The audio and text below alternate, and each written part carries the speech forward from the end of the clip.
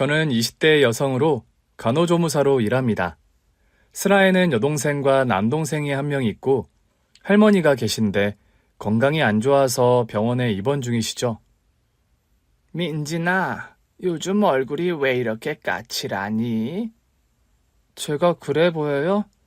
요즘 병원 일이 좀 바빠서 그랬나 보네요. 이 할미가 정정해서 손주, 손녀 밥이라도 챙겨줘야 하는데 그러지 못해 미안하구나. 할머니도 참, 평생 우리 밥 차려주시느라 고생하셨는데 이제는 제가 차려드릴 때도 됐어요. 할머니는 얼른 아픈 거나 나을 생각하세요. 한창 꾸미고 놀러 다닐 나이에 못난 할미 만나 민진이 너만 고생시키는구나. 할머니, 저 안 꾸며도 이쁘니까 걱정 마세요. 저희 아빠는 제가 어릴 때 돌아가시고 일찍 혼자 되신 엄마가 원래는 저희 삼남매와 할머니를 먹여 살리셨어요. 그런데 엄마께서 몇 년 전 돌아가신 후로 집안의 실질적인 가장은 제가 되었죠. 어린 나이에 소녀 가장이 된 저를 늘 안쓰러워하시는 할머니세요. 할머니가 제 얼굴이 까칠해 보인다고 하는 데에는 다 이유가 있었어요. 제가 요즘 사실 고민이 하나 있거든요. 저는 3년 넘게 사귄 남자친구가 있는데 남자친구 직업이 의사입니다. 저는 간호조무사, 남자친구는 의사. 스펙이 차이가 많이 나다 보니까 요즘 남자친구 집안에서 저를 며느리감으로 탐탁지 않아 한다는 것을 알게 됐죠. 엄마는 왜 사람을 직업으로 평가하세요? 그리고 간호조무사가 뭐가 어때서요? 간호조무사면 4년제 대학 나온 정식 간호사도 아니잖니. 듣자 하니 할머니의 동생들까지 거두는 고아나 다름없는 애라며. 고아라뇨? 민진이는 부모님 다 생존해 계시다 일찍 돌아가신 거예요. 그게 고아지 달리 고아니?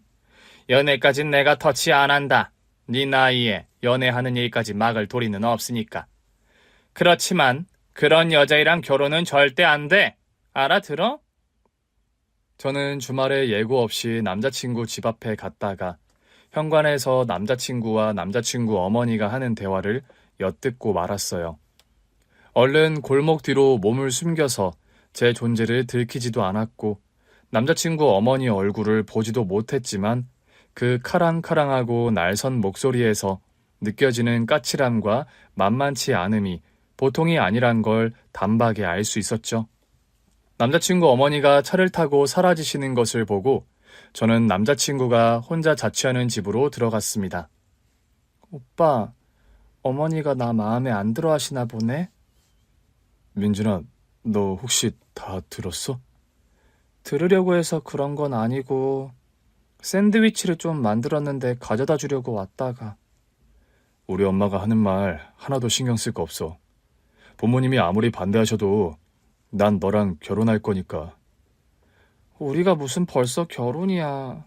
아직 오빠 병원 개업한 지 얼마 안 됐고 나도 갈 길이 먼데. 무슨 소리야. 너 저번까지는 나랑 빨리 결혼하는데 동의했잖아. 어머니 말씀 맞다나 나랑 오빠가 차이가 많이 나잖아. 오빠가 지금은 사랑에 눈이 멀어서 날 좋다고 하지만 결혼은 현실이라는데 나중에 후회하게 되면 어쩌려고 그래. 너 자꾸 이상한 소리 할래? 우리 엄마가 그런 소리 하는 거 들었다고 너까지 흔들리면 어떡해? 흔들리는 게 아니라 난 냉정한 현실을 얘기하는 거야. 이 바보야. 넌 나를 그렇게 못 믿어? 내가 너 없이 못 산다는 거 뻔히 알면서 그러니? 오빠도 참, 누구 없이 못 산다는 게 어딨어. 너 자꾸 이상한 소리 할래? 우리 엄마가 하는 소리 들어서 속상한 건 알겠는데 너랑 결혼한다는 내 결심에는 변함없어. 맨날 데이트하다 널 집에 돌려보내는 일도 이제 더는 싫어. 민지 너랑 빨리 결혼해야 내가 이래도 더 집중이 잘 될 것 같아. 오빠네 집에서 날 안 받아들이실 것 같은데. 나라도 솔직히 나 같은 여건의 며느리 반기긴 힘들 것 같아. 뭔 소리야 그건 또. 내가 간호조무사라는 오빠 스펙에 뒤처지는 조건 말고도 나는 내가 돌봐야 하는 동생이 둘에 할머니까지 계시잖아. 결혼하면 그건 내가 짊어진다고 했잖아. 민지 넌 그냥 내 곁에 있어주기만 하면 돼. 그게 네가 할 일이야. 오빠, 말은 고마운데 어머니 마음은 또 그게 아닐 거야. 그게 당연하고. 민진아, 네가 우연이라도 그런 얘기 듣게 해서 미안해. 네가 흔들리는 거 나도 이해하는데 여기서 스탑해. 부모님 반대하시면 나 절연해서라도 너랑 결혼할 거야. 결혼은 너랑 나 두 사람이 하는 거야. 내 인생의 여자는 민지인 너 하나밖에 없다고. 남자친구가 저를 사랑하는 마음은 진심이었습니다. 저 역시 남자친구를 많이 사랑하는 게 사실이고요.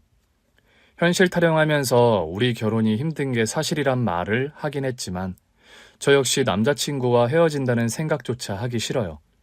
남자친구는 이비인후과 의사입니다.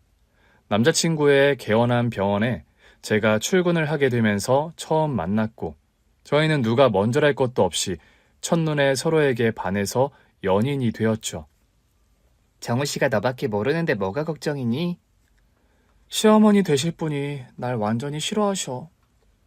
시어머니들은 다 며느리 별로 안 좋아해. 그게 대부분의 국룰이고 그냥 그러려니 해. 객관적으로도 솔직히 내가 오빠한테 조건이 많이 처지잖아. 오빠는 의사고 집안에 돈도 많은데 솔직히 나보다 더 좋은 여자 만나 결혼할 수 있는 사람인 거 사실이니까. 너 설마 정호 씨랑 헤어질 생각이니? 그런 거 아니지? 오빠 어머니가 나에 관해 하는 얘기 우연히 들었는데 결혼을 해도 가시밭길일 거란 생각이 들어서 우울하다. 결혼을 뭐 남편이랑 하지 시어머니랑 하니? 벌어진 일도 아니고 벌써부터 너무 걱정하지 마, 민진아. 너 20대 내내 거의 제대로 된 연애도 못하고 동생들이랑 할머니 돌본다고 고생만 했는데 어렵게 찾아온 좋은 인연 절대 놓치지 말고, 응? 친구는 저를 위로해줬지만 저는 남자친구와 결혼을 앞두고 고민이 많이 되는 게 사실이었죠. 아직 동생들이 중학생, 고등학생들인데 동생들만 두고 제가 시집을 가는 것도 무리인 것 같다는 생각이 들었고요. 게다가 할머니 건강이 많이 안 좋은 상황에 제가 결혼 생각하는 게 사치가 아닌가 그런 생각도 들더군요. 이런저런 걱정으로 심란한 하루하루를 보내던 어느 날이었어요. 병원에서 한참 일을 하다가 점심시간이 되었고 동료들과 밥을 먹으려 나가려는데 분기탱천한 모습에 한 부티나는 중년 아주머니가 병원 안으로 들어오는 겁니다. 지금 병원 점심시간 시작입니다. 1시 이후에 진료 접수 가능하시거든요. 나 이 병원에 진료 보러 온 거 아니에요. 나 여기 병원 원장 엄마 되는 사람이야. 전 그 말을 듣는 순간 오금이 저리는 듯한 충격과 공포를 느꼈어요. 저를 며느리로 완강하게 반대하는 예비 시어머니가 병원까지 쳐들어올 거라곤 생각을 못했거든요. 마침 그때는 남자친구가 지방으로 세미나를 가버린 상황이라 남자친구와 동업을 하는 다른 의사 한 명만 병원에 있는 상황이었죠. 여기 간호사들 중에 김민진이 있지? 민진이가 누구야? 고아 출신 간호조무사인 내가 의사인 남편과 사랑에 빠져 결혼을 약속했더니 병원에 내 머리끄덩이 잡으러 온 예비 시어머니였습니다. 당장이라도 제 머리채를 잡을 것 같은 그 분기탱천한 기세에 저도 모르게 위축되는 마음이 들더군요. 그렇다고 모른 채 할 수도 없는 노릇이라 저는 두려운 마음에 겨우 뒤돌아서서 제가 손을 들었어요. 그런데요, 바로 그 순간 믿을 수 없는 일이 벌어졌습니다. 예비 시어머니 되실 분이 제 얼굴을 보자마자 행가래를 쳐주시며 저를 반기시는 겁니다. 저는 순식간에 태도가 돌변한 시어머니를 이해할 수가 없었어요. 민진이 너 여마 성함이 선옥자씨 맞지? 어떻게 저희 엄마 이름을 아세요? 의심하기엔 말도 안 되게 옥자씨랑 네 얼굴이 붕어빵이구나 세상에. 그런 말을 하면서 제 얼굴을 이리 보고 저리 보는 시어머니였어요. 안 그래도 옥자씨와 연락이 끊겨서 답답했는데 너희 어머니 지금 어디 계시니? 저희 엄마요? 저희 엄마 7년 전에 베트남에서 돌아가셨어요. 뭐? 베트남 건너가서 한인 민박인가 한다는 소리는 들었는데 거기서 돌아가셨다고? 네, 베트남서 사촌이 하시는 민박집 일 도와주시다가 현지에서 교통사고로 그만. 그래서 옥자 씨와 그 후로 연락이 안 되었던 거로구나.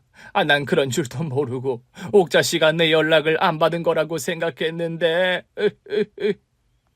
그런 말을 하면서 저희 엄마 소식을 듣자마자 오열을 터뜨리는 시어머니였어요. 저는 예비 시어머니의 그런 반응이 쉽게 이해가 가지 않는 게 사실이었죠. 대체 과거에 무슨 인연이었길래 이런 반응을 보이실까 궁금하더군요. 저희 어머니를 어떻게 아세요? 민진아, 일단 사과부터 할게. 민진이 네가 옥자 씨 딸이라는 걸 알았더라면 내가 너를 찾아와서 타박할 생각을 절대 못했을 텐데. 세상에.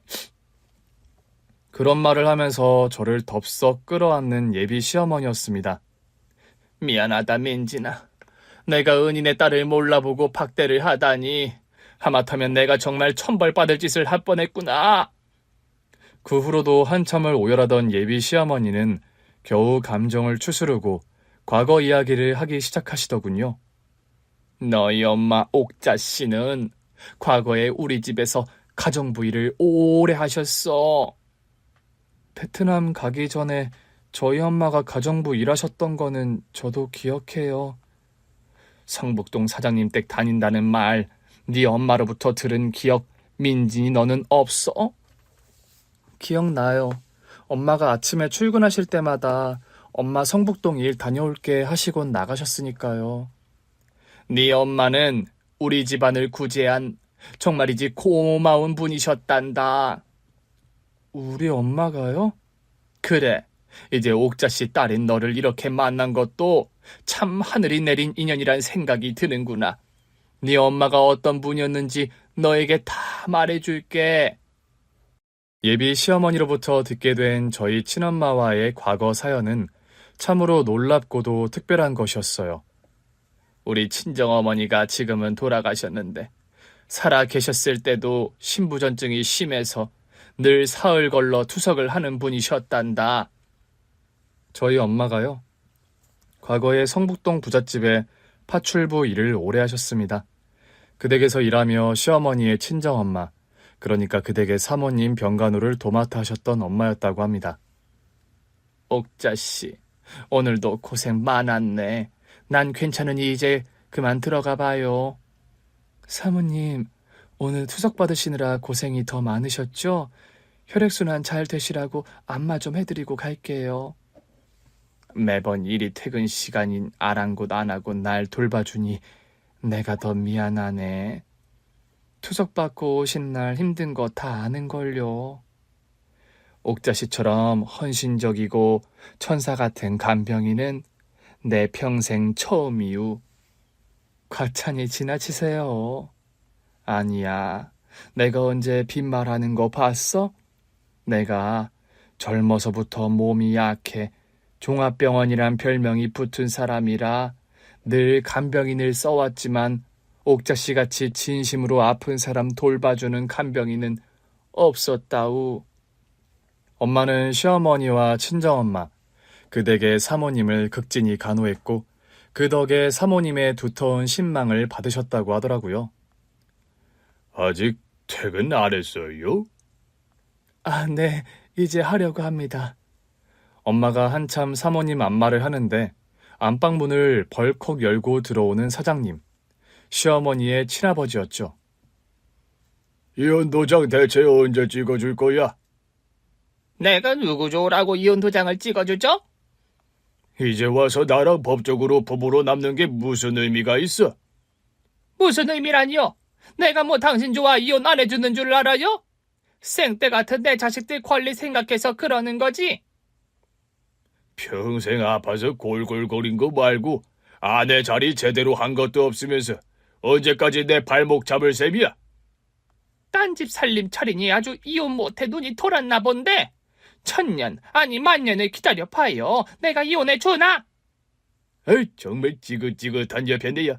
그러니 내가 정이 떨어지지 안 떨어지나? 안방문이 부서질 정도로 세게 닫고 나가버리는 사장님이었죠.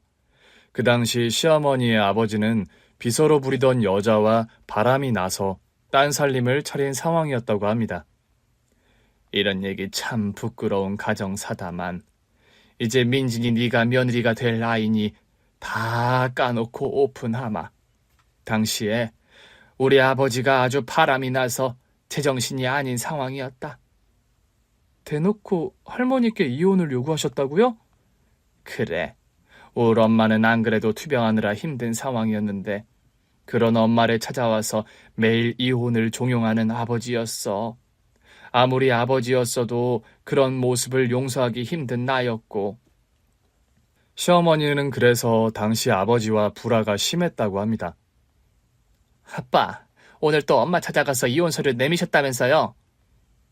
네 엄마가 또 너에게 일러 바치니? 아빠, 대체 엄마에게 왜 그렇게 잔인하세요? 딴 살림 차리셔도 그냥 아픈 엄마 몰래 만나시면 안 되냐고요. 네가 엄마 편 드는 건 이해하다만 아비한테 감히 이래라 저래라야? 아버지, 제발 엄마랑 제 입장도 좀 생각해 주세요. 아버지 연세도 있으신데 대놓고 젊은 여자랑 딴 살림 차리는 거 자식 입장에서도 보기 힘든 게 사실이라고요. 고얀 녀석 같으니라고. 네가 아무리 그런 소리 한다고 해서 이제 와서 달라질 건 아무것도 없다. 난 네 엄마와 평생 참을 만큼 참으며 살아왔어. 평생을 골골거리며 아픈 여자 데리고 사는 게 어디 쉬운 줄 아니? 누가 들으면 뭐 아버지가 병수발이라도 하신 줄 알겠어요. 뭐? 뭐라고? 아버지, 입장 바꿔 생각해 보세요. 제가 시집가서 엄마가 받는 거랑 똑같은 취급 남편한테 받는다고 생각하면 아버지 괜찮으세요? 그게 지금 말이냐 막걸리냐? 아버지 사업 지금 이만큼 199 회장님 소리 들으시는 것도 솔직히 외할아버지 투자랑 뒷배경 작용해서잖아요. 그렇게 외할아버지 살아계실 때 아들 같은 사위 노릇 약속하셨으면서 이제 와서 이런 식으로 엄마를 배신하세요? 과거의 장인어른 덕 봤으니 평생 머슴처럼 살란 말이냐? 딸이 돼서 그게 애비한테 할 소리야? 아버지, 제 말은 그런 게 아니라요. 듣기 싫어? 너도 네 어미를 꼭 빼닮아 드세고 독한 말본새 딱 듣기 싫구나. 날 아버지로 인정 안 하는 딸내미는 나도 딸로 인정할 수 없어. 저희 시어머니가요, 성정이 아주 불같고 아니다 싶은 상황에 상대가 누구든 직원을 서슴지 않는 성격이시라고 합니다. 과거사를 들어보니 그런 분이란 생각이 저도 들 정도였으니까요. 아픈 엄마를 두고 버젓이 딴 살림을 차린 아버지를 받아들이지 못하는 시어머니셨고 매번 총대를 매서 아버지와 언쟁을 벌이셨다고 합니다. 그러다 보니 점점 아버지와 사이가 멀어지는 시어머니셨고 그걸 더 부채질하는 게 상간녀였다고요. 아니, 딸에게 그런 소리를 듣고도 가만히 있었다는 거예요? 듣기 싫은 말이지만 그 애가 하는 소리가 틀린 말도 아니긴 해. 그런 식으로 오냐오냐 받아주니 아버지 무서운 줄도 모르고 그리 날뛰죠. 회장님, 제가 나이도 어린데 얼마든지 회장님 아들 줄줄이 낳아드릴 수 있어요? 이 나이에 무슨 또 후사를 보나? 어머, 회장님 말씀 그렇게 서운하게 하시기에요? 제가 얼마나 회장님 사랑하는지 아시면서 그래요. 여자는 자기가 사랑하는 사람 아이는 열이라도 낳고 싶은 게 인지상정이라고요. 서운하라고 한 소리는 아니야. 저 이미 마음 상했어요, 회장님. 어떻게 제 진심을 그렇게 몰라주세요, 네? 참 서운하라고 한 소리가 아니라니까. 알았어요, 회장님. 그러니까 저 회장님 아이 낳게 해주세요. 그리고 아버지 무서운 줄도 모르고 버르장머리 없는 딸내미는 좀 정신 차리게 혼쭐을 내시고요. 혼쭐을 뭐 어떻게 내? 다 큰 녀석을. 한동안만 호적에서 파버리세요. 그러면 겁 집어먹고 회장님께 건방지게 싫은 소리 못할 거 아니에요. 그런 식으로 되도 않는 이간질을 일삼는 상간녀였다고 합니다. 그 와중에 시어머니 모친의 병세는 하루가 다르게 악화되어 갔다고요. 사모님, 오늘 컨디션 많이 안 좋으세요? 신장 기능이 이제 바닥이라고. 이식수술 아니면 답이 없다고 하더군. 사촌 누이분께서 수술해 주시겠다 하더니 왜 갑자기 마음을 바꾼 거래요? 그러게, 사람 마음은 알다가도 모를 일이라니까. 그런데 생각해보면 이해는 가. 신장 한쪽 뚝 떼어주는 일이 어디 쉬운 결심으로 되는 일인가? 사모님 건강이 나날이 나빠가는데 너무 걱정이네요. 뭐 어찌 보면 난 이런 몸 상태로 살 만큼 산 것도 사실이야. 그런 말씀이 어딨어요. 신장 이식 수술 받으시고 건강 회복해서 더 오래오래 사셔야죠. 공여자 기다리는 게 쉬운 일이 아니라오. 그거 기다리다 황천길 가는 신장병 환자들이 한둘이 아니니까. 시어머니의 엄마에게 원래는 그댁 사촌누이라는 분이 신장 이식 수술을 해주기로 하셨답니다. 그런데 돌연 마음을 바꾼 사촌누이였죠. 언니 건강 많이 안 좋아요? 네, 아무래도 이식 수술 받으셔야 하는 상황인데 차일피일 미뤄져서요. 내가 입장이 참 난처하게 됐네. 애초에 헛입을 놀려서 그만. 가끔 집에 방문을 해서 시어머니의 엄마, 그러니까 당시 사모님의 건강 근황을 자꾸 살피는 사촌 누이였다고 합니다. 그런데 뭔가 그 사람에게 이상한 낌새를 친 엄마셨죠. 하루는 그 사촌 누이란 분이 사모님을 뵙고 나가며 집을 나서는데 골목길에서 어떤 남자에게 돈봉투 비슷한 걸 슬쩍 받는 걸 저희 엄마가 보셨답니다. 당장 그 남자를 쫓아간 엄마는 캐물었죠.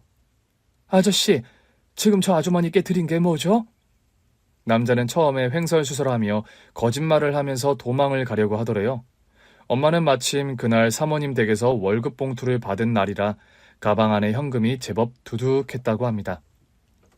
아저씨, 이거 내 한 달치 월급이에요. 이거 다 아저씨 드릴 거니까 뭔 일인지 싹 다 이실직고 하세요. 엄마의 딜에 넘어간 그 정체불명의 남자가 그런 말을 하더랍니다. 전 그냥 시키는 대로 했을 뿐이에요. 이댁 회장님과 같이 사시는 작은 사모님이 저 아주머니께 돈봉투 전해달라고 해서요. 작은 사모님이요? 참, 회장님과 살림 차린 여자 말하는 거예요? 저한테 이런 얘기 들었다고 하시면 절대 안 됩니다.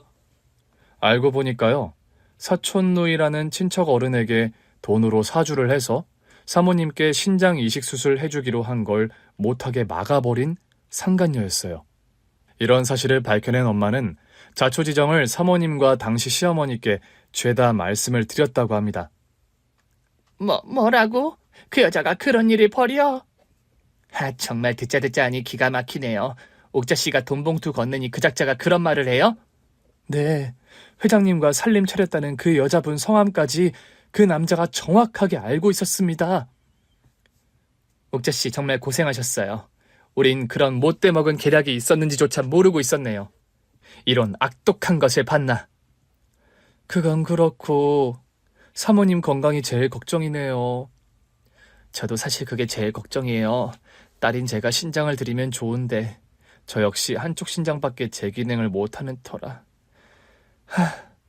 저희 시어머니가요, 친정어머니 체질을 닮아서 신장이 좋지를 않아 이식수술이 불가능한 상황이었다고 합니다.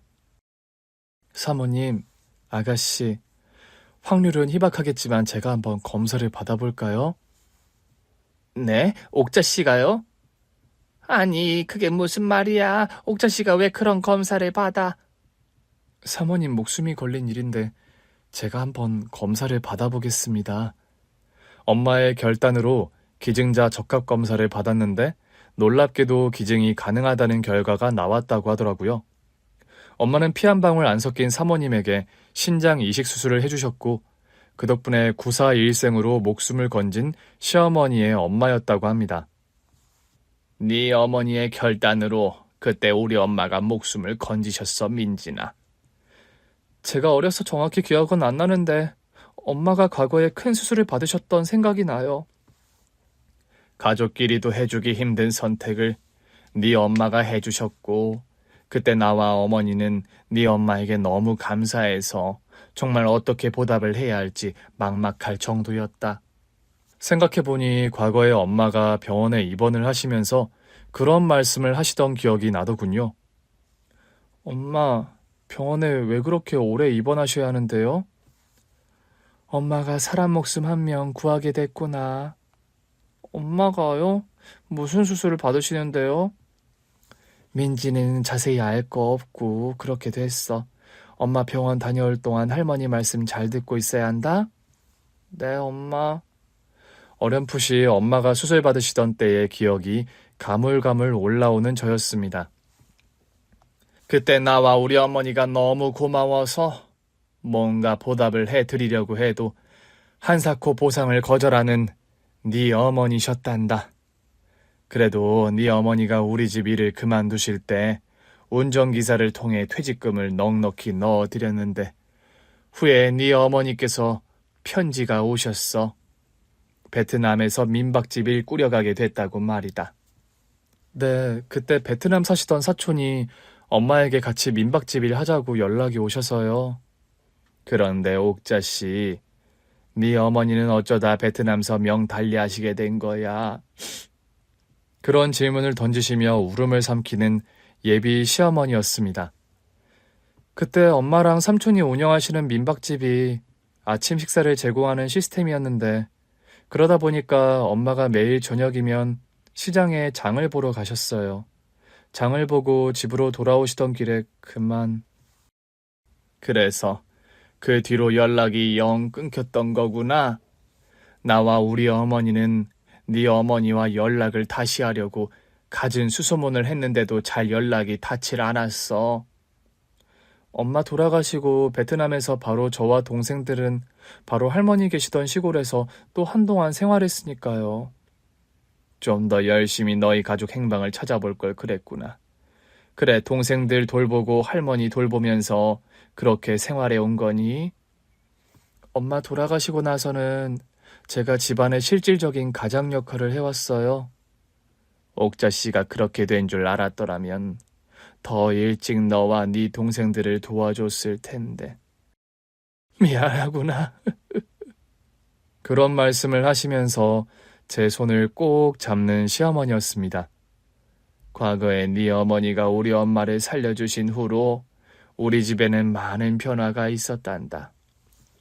저희 엄마가요, 그댁 사모님, 그러니까 시어머니의 엄마에게 신장 이식 수술을 해드린 뒤 많은 일들이 또 벌어졌더라고요. 일단 그 상간녀가 벌인 못된 계략을 모두 아버지에게 말한 시어머니셨다고 합니다. 아버지랑 같이 사는 그 여자가 사촌 숙모에게 돈으로 매수해서 엄마에게 수술 못 해드리게 한 거 알고 계세요? 뭐? 그게 무슨 소리야? 아버지께서 안 믿으실까봐 증인들 다 데리고 왔어요. 시어머니께서는 당시 저희 엄마와 그 상간녀에게 사주받는 남자까지 데리고 가서 당시 시어머니의 아버지 앞에서 이실직고를 시켰다고 합니다. 죄송합니다. 저는 이댁 작은 사모님 부탁을 받고 그만. 정말 이 사람이 그런 사주를 냈다고요? 회장님, 이거 다 모함이에요. 제가 미쳤다고 이런 짓을 벌여요? 그만하세요. 다 밝혀진 마당에 거짓말 하시는 거 아무 의미 없어요. 아무리 내가 이혼 못하고 있는 상황이 답답했어도 이건 아니지 않아? 사람 목숨이 달린 일이잖아. 회장님, 잘못했어요. 저 까딱하다가는 평생 첩소리 들으며 사게 될까봐 그랬네요. 그렇다고 목숨이 경각에 달린 사람을 두고 이런 짓을 벌여? 당신 이렇게까지 악독한 사람이었나? 회장님, 그럼 어떡해요? 큰사모님 살아계신 동안 저는 늘 손가락질만 받는 처진데요. 그래도 버릴 일이 있고 아닌 일이 있는 거지. 욕먹는 처지가 싫다고 한 사람 목숨을 뺏을 뻔했잖아. 회장님도 하루라도 빨리 이혼 못해 안달이셨잖아요. 왜 갑자기 사람들 앞에서 제 타박만 하세요? 이혼하고 싶은 거였지. 한 사람을 망가뜨릴 생각은 아니었어. 당신이란 여자가 이런 무서운 사람이라는 걸 여태 몰랐군. 나 몰래 돈을 주고 사람을 써서 이런 일을 벌여? 회장님, 잘못했어요. 제가 회장님 차지하고 싶은 욕심에 그만. 생각할수록 끔찍하고 무섭군. 우리 관계는 다시 생각해보는 걸로 하지. 그 사건을 계기로 상간녀에게 완전히 오만정이 떨어져 버린 시어머니의 아버지셨다고 합니다. 너희 어머니 덕분에 우리 엄마 아버지는 결국 이혼 안 하시고 평생을 법적인 부부로 해로하셨다. 과거에 그런 일이 있었는지는 저는 하나도 모르고 있었어요. 네 엄마가 우리 집에서 일하실 때만 해도 너는 어렸고 그런 얘기를 시시콜콜 털어놓으실 수는 없었을 거다. 그럼 어머님의 어머니, 그러니까 할머니께서는 그 후로 오래 사신 건가요? 네 어머니 신장 이식 수술 받고 나서 10년을 더 사셨어. 우리 엄마 목숨 구해준 데다가 풍비박산 날 뻔한 우리 집 명의를 지켜준 것도 다 네 어머니 오키 씨 덕분이란다. 저희 엄마와의 인연이 밝혀진 그날부터 저는 갑자기 환영받는 며느리가 되었습니다. 우리 정우랑 이왕 결혼할 거면 미루지 말고 식을 빨리 올리자꾸나. 네? 아니 왜 그렇게 놀라는 얼굴로 물어? 저와 정우 씨 결혼 탐탁지 않아 하시는 걸로 알고 있었어서요. 그건 네가 옥자 씨 딸인 걸 몰랐을 때 얘기 아니니. 나나 돌아가신 우리 엄마는 언제고 네 어머니를 만나 은혜 갚을 날만 기다려왔단다. 저희 엄마가요, 그런 큰 수술을 해주고도 아무런 대가를 받지도 원하지도 않으셨다는 겁니다. 널 이렇게 우리 집 며느리로 만나게 되느라고 마음의 빚이 남아있었다는 생각도 든다. 민진아, 내가 못 모르고 널 반대하고 박대한 거 부디 잊어다오. 응? 그런 말로 저에게 진심으로 사과까지 하시는 시어머니셨죠. 갑자기 뒤바뀐 시어머니의 태도가 어리둥절하고 낯설게 느껴지기도 했어요. 그런데도 사랑하는 남자친구와 현실적인 발목 때문에 헤어지지 않아도 된다는 사실이 무척 기쁘더군요. 민진아, 엄마한테 다 얘기 들었어. 너희 어머니께서 우리 집에서 오래 일하시던 분이라고. 그러게 말이야. 사실 오빠가 세미나 갔을 때 어머니께서 병원으로 찾아오셨었어. 그때 그럼 모든 과거 사실이 밝혀진 거야? 응. 처음엔 어머니께서 너무 화난 모습으로 병원에 들이닥치셔서 당황했는데 결과가 대반전이었네. 우리 엄마가 옛날부터 너희 엄마, 그러니까 장모님 말씀을 자주 하셨어. 우리 엄마 얘기를? 그래. 예전에 일하시던 아주머니 한 분이 정말 은혜를 갚아야 할 분이라고. 그분 덕분에 할머니 목숨도 건지고 할머니 할아버지께서 두 분이 이혼도 안 하셨다고. 나도 어려서 우리 엄마가 오빠 할머니 집에서 일하실 때 그런 일이 있었는 줄은 몰랐어. 그나저나 나랑 너 결혼 반대가 쏙 들어가서 너무 기쁘다. 민진아, 엄마가 그러시는데 오래 넘기지 말고 식 올리자고 하신다. 정말? 응. 그런데 솔직히 할머니랑 동생들이 걱정이야, 오빠. 엄마가 그 부분도 다 생각이 있으신 것 같던데? 그게 무슨 말이야? 알고 보니까요. 저와 오빠의 신혼집을 얻으면서 바로 그 옆집에 제 동생들과 할머니가 살 집을 마련해 주신 시어머니셨어요. 처음에 저는 병원 일로 마치고 퇴근하는데 시어머니 전화를 받고 깜짝 놀랐습니다. 민진아, 지금 어디야? 퇴근길이니? 아, 네, 어머니. 이제 막 일 마쳤어요. 그럼 정우랑 같이 내가 말한 주소로 좀 오려무나. 어머니 전화를 받고 간 곳은 웬 아파트 단지였습니다.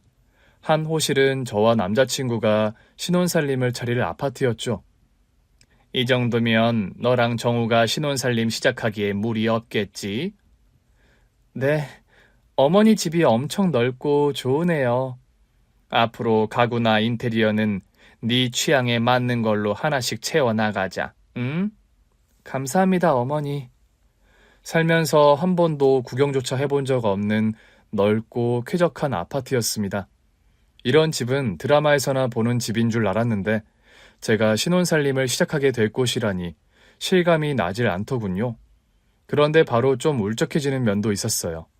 저는 결혼을 하면 이런 좋은 집에 살 텐데 동생들과 할머니가 여전히 낡고 허름한 다세대 주택에 살아야 할 생각을 하니 미안한 마음이 드는 게 사실이었습니다.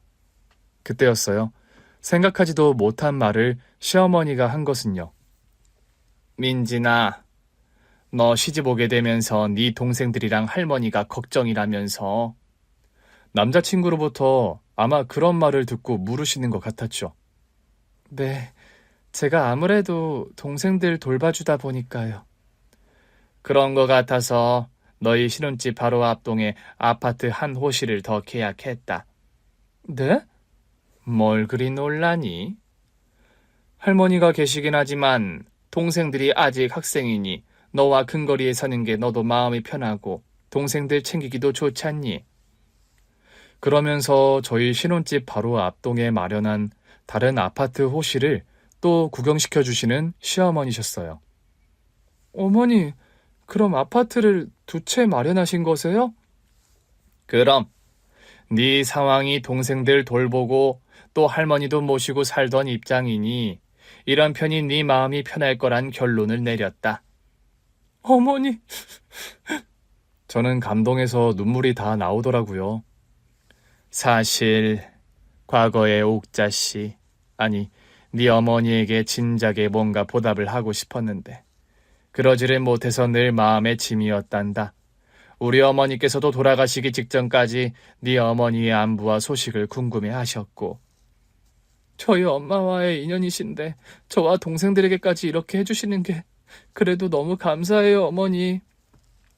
아니다. 옥자 씨가 살아있었다면 같이 사돈이 되어서 여행도 다니고 더 재미있게 지낼 수 있을 텐데. 그러지 못해서 아쉬울 뿐이야. 네 시어머니가 살아계실 때 조금이라도 갚아드려야 했는데 그러지 못해서 죄송하고. 시어머니께서는 동생들의 학비까지 전액 지원을 해주셨습니다. 사실 저희 큰동생은 공부를 잘했고 작은 여동생은 어려서부터 그림 그리는데 재능이 있었어요.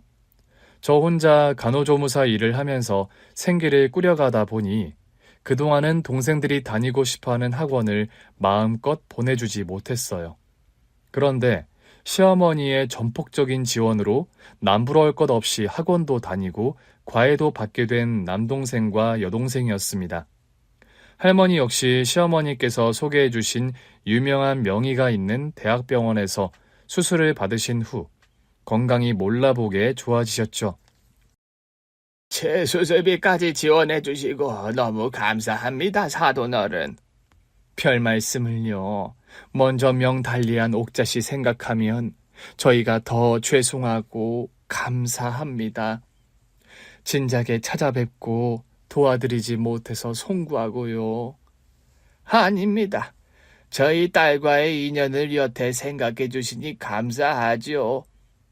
옥자씨가 아니었더라면 저희 어머니 그리 오래 사시지 못했어요.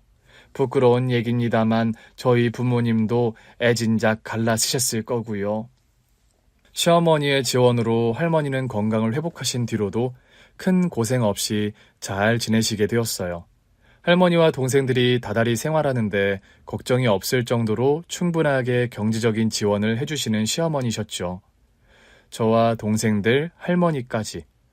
갑자기 돈 걱정 없이 호강하며 살게 되니까 저절로 먼저 떠난 엄마가 많이 그리워지는 게 사실이었어요. 살아생전 저희 엄마는요, 평생 홀몸으로 저와 동생들을 키우고 할머니를 모시고 사느라 고생을 엄청 많이 하셨거든요. 베트남에서 민박집 일을 할 때도 늘 고단한 몸으로 밤늦게 파김치가 되어 잠자리에 드시는 엄마셨습니다. 엄마, 어깨 좀 주물러 드릴게요. 저랑 효진이는 다리 좀 주무를게요. 아이고 됐다. 시간이 몇 시인데 안마야. 너희들도 학교 다니고 공부하려면 피곤한데. 그래도 제일 피곤한 건 엄마세요. 효진아, 효원아, 얼른 너희들은 엄마 다리 주물러. 누나는 엄마 어깨 안마할게. 저와 동생들이 일을 마친 엄마의 몸을 안마해드리면 처음엔 마다하시다가도 아이같이 웃으시며 좋아하시던 엄마셨죠. 아이고 시원하다. 내 새끼들한테 받는 안마가 세상 최고다. 피곤한 얼굴에 따뜻한 미소를 지으시며 지그시 눈을 감고 저와 동생들 손을 어루만져 주시던 엄마의 따뜻한 손길이 여전히 기억에 생생한 저입니다. 엄마, 저 나중에 크면 엄마 꼭 호강시켜드릴게요. 저도요, 엄마. 나도 엄마 호강시켜드릴 거야. 엄마는 우리 삼남매가 이렇게 다퉈서 엄마 호강시켜준다고 하니 나중에 아주 호강의 배가 터지겠구나. 그런 말씀을 하시며 웃음을 터뜨리던 엄마의 모습이 눈에 선연합니다. 막상 제가 남자친구와 결혼하고 시어머니의 지원으로 동생들과 할머니 모두가 잘 지내게 되자 엄마에 대한 그리움이 문득문득 사무치더라고요. 결혼식을 올리기 전에 남자친구 손을 잡고 엄마와 아빠의 무덤을 찾아갔습니다. 어머니, 아버님 인사드립니다. 저 민진이와 결혼하는 사위 박정우입니다. 그런 말을 하면서 엄마 아빠 무덤 앞에 큰 절을 올리는 남자친구였어요. 엄마가 예전에 일하시던 댁이 우리 시댁이래요. 엄마가 옛날에 시댁과 좋은 인연을 쌓으셔서 저 축복받는 결혼을 하게 됐어요. 그런 말을 하는데 저도 모르게 눈물이 흐르더라고요. 우리 엄마는 평생 고생만 하시며 억척스럽게 살다 가셨는데 엄마가 쌓은 은덕으로 제가 환대받는 결혼을 하고 여유롭게 살게 되었다는 게 죄송하면서도 마음에 걸리는 게 사실이었죠. 엄마한테 살아생전 호강시켜드린다는 약속 못 지켜서 죄송해요. 대신 효진이 효원이 시집장가 갈 때까지 제가 잘 돌볼게요. 어머니, 앞으로 평생 민진이 아껴주면서 잘 살겠습니다. 이렇게 예쁜 딸 저에게 아내로 주셔서 감사드려요. 아버님도요. 그런 말을 무덤을 돌며 소주를 뿌리는 남자친구였어요. 남자친구와 손을 잡고 무덤을 내려오는 길, 산까마귀 2마리가 시종일관 저와 남자친구 2사람을 쫓아오더라고요. 남자친구에게 따로 말은 안 했지만 꼭 저 하늘에 있는 엄마와 아빠가 저와 남자친구를 따라오는 게 아닐까 싶은 생각이 들었습니다. 저와 남자친구는 축복받는 결혼식을 올리게 됐습니다. 저희 시댁이요. 대대로 재력가 집안이라 결혼식은 엄청 성대하게 치러졌어요. 친구들이 몰려와서 하나같이 저를 부러워하는 말들을 쏟아내더군요. 어머, 민진아, 네 덕분에 이런 멋진 호텔을 다 와본다, 얘. 세상에, 이런 데서 결혼하려면 대체 돈이 얼마나 드는 거니? 더 대박은 오늘 하객들한테 축의금을 하나도 안 받는다잖아. 진짜? 오늘 리스트 보니까 식사비만 해도 엄청날 것 같던데. 민진아, 너희 시댁이 정말 부자인가 보다. 그거 말이라고 하니? 민진이네 시아버지 쪽은 대대로 의사 집안, 시어머니 집안은 또 탄탄한 중소기업 재벌가잖아. 민진아, 너 20대 내내 동생들 공부시키고 할머니 병간호 한다고 고생만 하더니 드디어 복 터졌구나, 기집애야. 민진이처럼 착한 애가 복을 받아야 한다니까. 아휴, 부러운 기집애. 너 시집 가는 거 보니까 진짜 현실판 신데렐라가 따로 없다, 얘. 친구들의 부러운 소리를 뒤로하고 드디어 식장에 입장하는 순간이 다가왔습니다. 혼주석에는 할머니 혼자서 앉아 계셨지만 저를 보며 환하게 웃으며 손을 흔드는 할머니셨어요. 따로 입장은 하지 않고 남자친구와 동시 입장을 하기로 했습니다. 나 한때는 오빠랑 헤어질 결심까지 했었는데 이렇게 식장 들어가는 게 실감이 잘 안 난다, 오빠. 내가 말했잖아. 나 무슨 일이 있어도 너와 결혼한다고. 남자친구와 함께 버진로드를 걷는 길. 이제 나도 행복한 꽃길을 걷는구나 하는 실감이 들더군요. 결혼식을 마치고 신혼여행을 다녀온 뒤 저와 남자친구는 행복한 신혼생활 중입니다. 시댁도 가깝고 동생들과 할머니가 바로 근거리에 살고 있어서 제가 크게 걱정할 일이 없는 요즘이에요. 효진아, 효원아, 뭐하니? 누나 왔어? 할머니는 경로당에 놀러 나가셨어. 밥 먹고 있었니? 어디서 이런 맛있는 반찬들이 났어? 언니 왔어? 이 반찬들 다 누가 갖다 준 거게? 반찬들이 할머니 스타일 반찬들은 아닌데? 사돈 할머니 말이야. 언니 시어머니께서 가져다 주셨어. 우리 시어머니가? 공부하는 학생들은 밥 잘 챙겨 먹어야 한다면서 반찬을 사단 찬압 한가득 가져오셨더라. 학비와 생활비를 넉넉하게 지원해 주시는 것도 모자라 동생들 먹을 반찬까지 일일이 신경 써주시는 시어머니셨어요. 고마운 마음만큼 저 역시 살가운 며느리가 되려고 많이 노력하는 편입니다. 어머니, 매번 동생들 반찬까지 신경 써주시고 너무 감사해요. 아니다. 네가 이제 가정을 꾸려서 너는 정우 케어하고 내조하다 보면 네 동생들 신경 쓰기 어려울 거 아니니. 효진이랑 효원이가 어머니 반찬 너무 맛있다고 좋아하네요. 아이들 입맛에 맞다니 다행이지. 참 어머니, 내일 김장하신다면서요? 그래. 그런데 넌 신경 안 써도 된다. 도우미 아주머니랑 같이 하기로 했으니까. 그래도 제가 가서 도와드려야죠. 주말에라도 좀 편히 쉬렴. 네가 살림만 하는 아이도 아니고 정우랑 같이 병원서 일하는데 주말에 김장 동원까지 시키고 싶지 않아.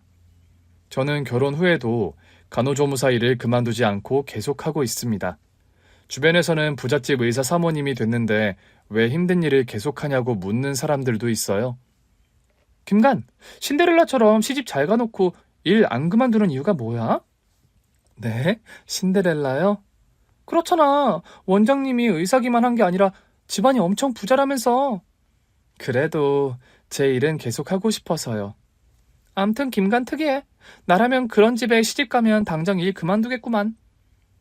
사람들은 제가 간호조무사 일을 계속하는 게 의아한 모양이더라고요. 그러거나 말거나 저는 제가 살아온 삶의 방식을 크게 바꿀 생각은 없습니다. 아침마다 출근해서 남편과 함께 병원에서 일을 하는 일상이 무척 행복하거든요. 같이 출근하고 같이 퇴근하니까 너무 좋은데? 우리 너무 같이 붙어 다녀서 나중에 실증 나는 거 아닐까? 왜? 민진이 너는 벌써 실증 나는 표정이다? 참나, 내가 그런 게 아니라 오빠가 그럴까봐 걱정인데? 그거야말로 쓸데없는 걱정이다. 내가 민진이 너한테 반한 순간이 언제인 줄 아니? 언제였는데? 간호사 복장 딱 입고 면접 보러 왔을 때야. 하얀 제복이 너처럼 잘 어울리는 여자를 나는 본 적이 그때까지 없었으니까. 암튼 오빠도 콩꺼풀이 단단히 쓰였었나 보다. 그나저나 난 어머님께서 나 일 계속하는 거 반대 안 하셔서 다행이야. 우리 엄마는 너 계속 간호사 일하는 거 더 좋아하시던데. 정말? 어머니가 그렇게 말씀하셨어? 살아생전 선옥씨 장모님이랑 당신이 빼닮았다고 성실하고 부지런한 거 말이야. 좋게 봐주셔서 다행이네. 우리 오늘 퇴근하고 영화 보러 갈까? 예전부터 네가 보고 싶어 했던 영화 개봉했던데. 좋지, 콜. 결혼하고 나서는 아쉽게 데이트를 하고 나서 서로 각자의 집으로 헤어지지 않아도 되는 점이 가장 좋은 것 같더라고요. 한때는 시어머니의 결혼 반대로 남자친구와 헤어질 결심까지 했었는데 이렇게 매일 함께 출근하고 함께 퇴근하고 논스톱으로 데이트까지 즐길 수 있는 일상이 참 행복합니다. 동생들 공부시키는 일이 경제적으로 걱정이었는데 그런 부담 하나 없이 다니고 싶은 학원 실컷 다니며 학업에 매진하게 된 환경도 너무 감사하고요. 얼마 전에 저희 남동생은 지망하던 의과대학에 합격을 했고 여동생은 예고 입시에 합격을 했어요. 우리 손주가 그럼 장내 의사가 된다는 말이냐? 아이고, 기특하다. 사돈 청년이 공부를 잘하더니 한 번에 명문의대를 합격했네요. 축하해 사돈 청년. 사돈 어른께서 뭐든 잘 지원해 주신 덕분이에요. 감사합니다. 열심히 공부해서 대학병원에 자리 잡아요. 우리 친가가 대대로 의사 집안이라 얼마든지 팍팍 밀어줄 수 있어. 남동생에 대한 물심양면 지원을 아끼지 않는 시어머니십니다. 여동생은 고등학교를 졸업하면 파리의 유명 미술학교에 유학을 보내주신다고 하더라고요. 동생들 공부시키는 일이 제일 걱정이던 제가 여한 없이 동생들이 꿈을 향해 나아가게 된 환경이 너무 감사할 따름입니다. 이 모든 혜택이 모두 살아생전 엄마의 순수하고 선의가 가득했던 좋은 업보 때문이라는 걸 저는 압니다. 제가 시어머니께 감사하다는 말씀을 드릴 때마다 민진아, 그런 말 말아라. 나는 네 어머니에게 갚아야 할 감사함을 뒤늦게 갚는 것뿐이니까. 그런 말씀을 하시는 시어머니시거든요. 저희 엄마는 교통사고를 당하시고 며칠 동안 중환자실에서 사경을 헤매다 돌아가셨어요. 돌아가시는 순간까지 동생들과 저를 걱정하시던 엄마셨죠. 민진아, 너와 효진이 효원이를 끝까지 못 지켜줘서 미안하다. 힘들어도 언제나 꿋꿋하게 웃으면서 살아. 알았지? 엄마, 효원이, 효진이 걱정 마세요. 제가 최선을 다할게요. 동생들한테. 안간힘을 쓰며 고개를 끄덕이며 제 손을 잡아주시던 엄마와의 마지막이 여전히 기억에 생생합니다. 엄마, 저와 동생들 모두 엄마의 덕스러운 과거 덕분에 이제 걱정 하나 없이 호강하며 살아요. 엄마는 저와 동생들을 지켜주지 못해 미안하다 하셨는데 단 한 번도 엄마가 저희를 지켜주지 않은 순간이 없었던 것 같아요. 이제 저도 동생들도 하루하루 아주 행복하고 모자람 없는 시간들을 보내고 있어요. 저희 걱정은 이제 접어두시고 먼 곳에서 편히 쉬세요, 엄마. 언제나 그립고 사랑합니다. 엄마처럼 저도 사는 날까지 베풀고 헌신하는 삶을 살도록 노력하겠습니다. 누군가의 귀인이 되는 일처럼 살면서 의미 깊고 행복을 전파하는 일이 없는 것 같아요. 귀한 깨달음을 주신 엄마의 인생을 언제나 마음 깊이 되새기며 살게요. 긴 얘기 들어주셔서 정말 감사합니다. 오늘 준비한 사연은 여기까지입니다. 재미있게 들으셨다면 구독과 좋아요, 알림 설정까지 눌러주세요. 그럼 저는 다음 사연으로 찾아뵐게요. 오늘도 건강하고 행복하세요.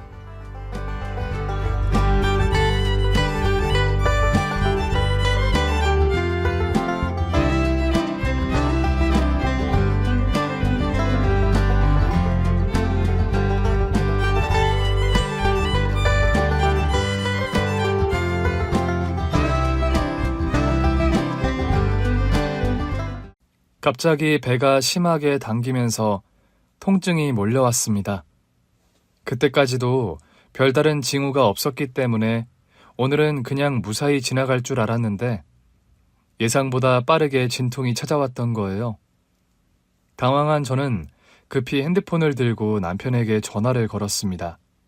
한 손으로 배를 부여잡고 숨을 고르며 신호가 가기를 기다렸지만 남편은 받지 않았습니다.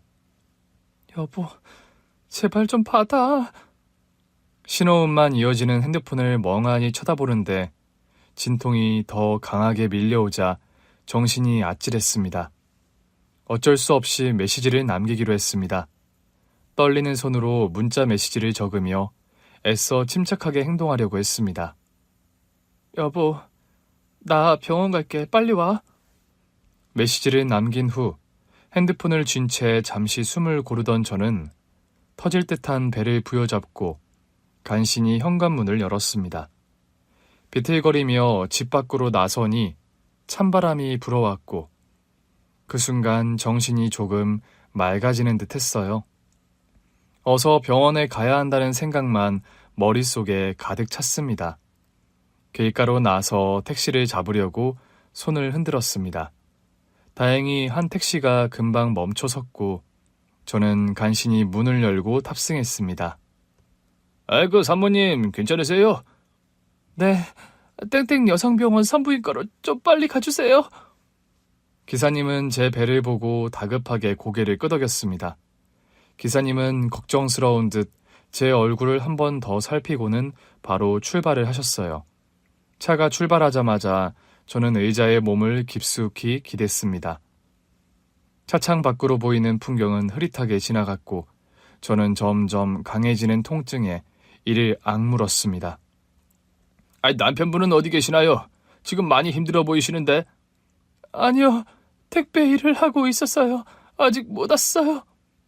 기사님은 거울로 제 얼굴을 한 번 더 보더니 걱정스러운 목소리로 말을 이었습니다. 걱정 말아요. 금방 데려다 드릴 테니까 병원에 도착하면 바로 들어가시면 돼요. 저를 안심시키려는 기사님의 따뜻한 말 한마디가 너무 고맙더라고요. 저는 잠시 눈을 감고 숨을 고르며 통증을 참았습니다. 그렇게 먼 거리가 아니었는데 평소와 달리 멀게만, 길게만 느껴진 시간이 지나고 드디어 택시는 병원 앞에 도착했습니다. 사모님, 조심해서 내리세요. 제가 병원 안까지 같이 들어가 드릴게요. 감사 인사를 할 겨를도 없이 그의 부축을 받아 천천히 내렸습니다. 택시기사는 제 한쪽 팔을 잡고 병원 입구까지 데려다 주었고 저는 간신히 접수대까지 걸어갔습니다. 접수대에는 중년의 간호사 한 분이 계셨습니다. 저 진통이 와서요. 괜찮으세요, 보호자는요? 지금 못 왔어요. 혼자 왔어요. 간호사는 걱정스러운 얼굴로 저를 바라보며 바로 의사 호출 버튼을 눌렀습니다. 사모님 걱정 마세요. 상황 어느 정도인지 확인하고 바로 준비해 드릴게요. 저는 간호사의 부축을 받으며 진료실로 향했습니다. 보호자 없이 혼자 온 젊은 산모라는 사실 때문인지 주변의 시선이 신경 쓰였지만 그럴 겨를도 없이 또다시 진통이 밀려왔습니다. 잠시 후 분만실 준비가 시작되었고 저는 간호사의 도움을 받아 병상에 누웠어요. 그 순간에도 머릿속에는 남편 생각뿐이었습니다. 택배 일이 워낙 바쁘고 고되다 보니 지금쯤 일터에서 정신없이 움직이고 있을 남편이 떠올랐거든요. 그저 빨리 연락이 닿기를 바랐습니다. 입구가 얼마나 열렸는지 확인해 보겠습니다. 네, 바로 나올까요? 조금 걸릴 것 같은데요. 입원실에서 우선 대기하겠습니다. 시간이 흘러도 남편에게서는 여전히 연락이 오지 않았습니다. 그렇게 혼자 병실에 누워 준비를 하는 동안 병원 직원들은 나이 어린 산모가 보호자 없이 왔다는 사실에 더욱 신경을 쓰는 듯 보였어요. 사모님 걱정하지 마세요. 저희가 옆에 있으니까 괜찮아요. 네, 감사합니다. 남편이 곁에 있지 않아서 불안하고 두렵긴 했지만 간호사들의 따뜻한 말과 부축 덕분에 조금은 안도할 수 있었습니다. 몸은 계속 아팠지만 마음만큼은 차분함을 유지하려고 애를 썼어요. 집에서 진통을 느낄 땐 바로 그 자리에서 나올 것 같았는데 좀 더 기다려야 한다고 했거든요. 너무나 지치고 힘이 들어서 그냥 빨리 낫고 싶은 생각이 들었지만 그래도 조금 기다리면 남편이 올 수도 있다는 생각에 위안이 되더라고요. 그렇게 입원실로 옮겨져 힘겹게 버티고 있던 그때 1시간 정도가 지났을까? 더 이상 참을 수 없을 것만 같은 고통이 밀려왔습니다. 상태를 확인하러 온 간호사가 이제 분만실에 다시 들어가야 한다고 하더라고요. 분만실에 들어서면서 저는 마지막으로 핸드폰을 한 번 더 확인했지만 여전히 남편의 답장은 없었습니다. 머릿속에서는 그저 남편이 택배 일을 하면서 힘들어하던 모습만 떠올랐어요. 여보, 제발 빨리 와줘. 괜시리 서러운 마음에 소리 없이 눈물이 볼을 타고 흘러내렸어요. 인생을 오래 산 건 아니지만 인생의 중요한 순간들에서 저는 항상 혼자였거든요. 결국 아기를 낳은 이 순간에도 혼자구나. 혼자 버티고 혼자 일을 감당하는 게 처음도 아닌데 그날따라 유난히 서럽고 마음이 아려웠습니다. 그렇게 이동식 병원 침대에 누워 분만실로 향하던 그때 병원 비상구 문이 열리고 계단에서부터 정신없이 뛰어오는 남편이 보였습니다. 얼굴은 땀과 먼지로 범벅이었고 숨이 턱까지 차올라 있었지만 남편의 눈빛만은 간절하고 걱정이 가득해 보였어요. 남편은 한 손으로 제 손을 꼭 잡고 연신 미안하다고 말을 했습니다. 희주야. 여보. 내가 미안해. 내가 너무 늦었지. 애기 나온 거야? 이주 산모님 지금 분만실로 가는 중입니다. 보호자분 분만실 앞에서 대기하실게요. 저는 못 들어가나요? 가족 분반을 신청 안 하신 걸로 아는데요. 네, 맞습니다. 그럼 분만실 앞에서 기다릴게요. 여보, 희주야.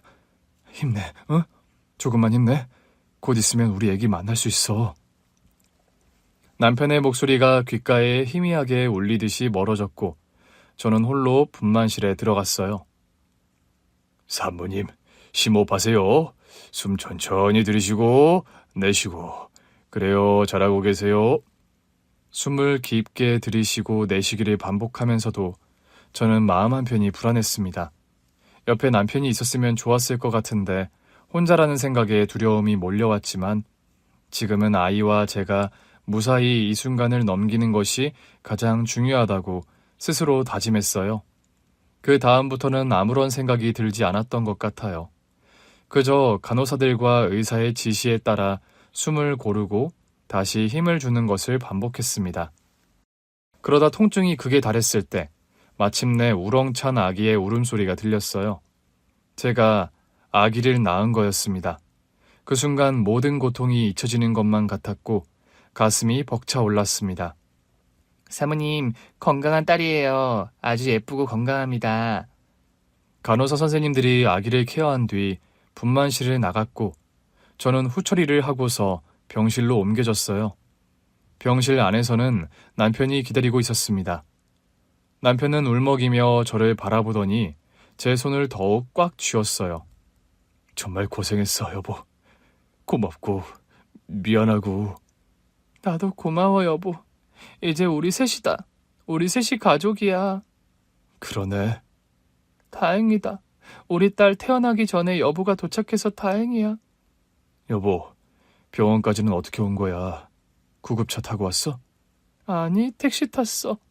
기사님이 너무 친절한 분이셔서 병원 안까지 데려다 주셨는데 감사하다는 인사도 못 드렸네.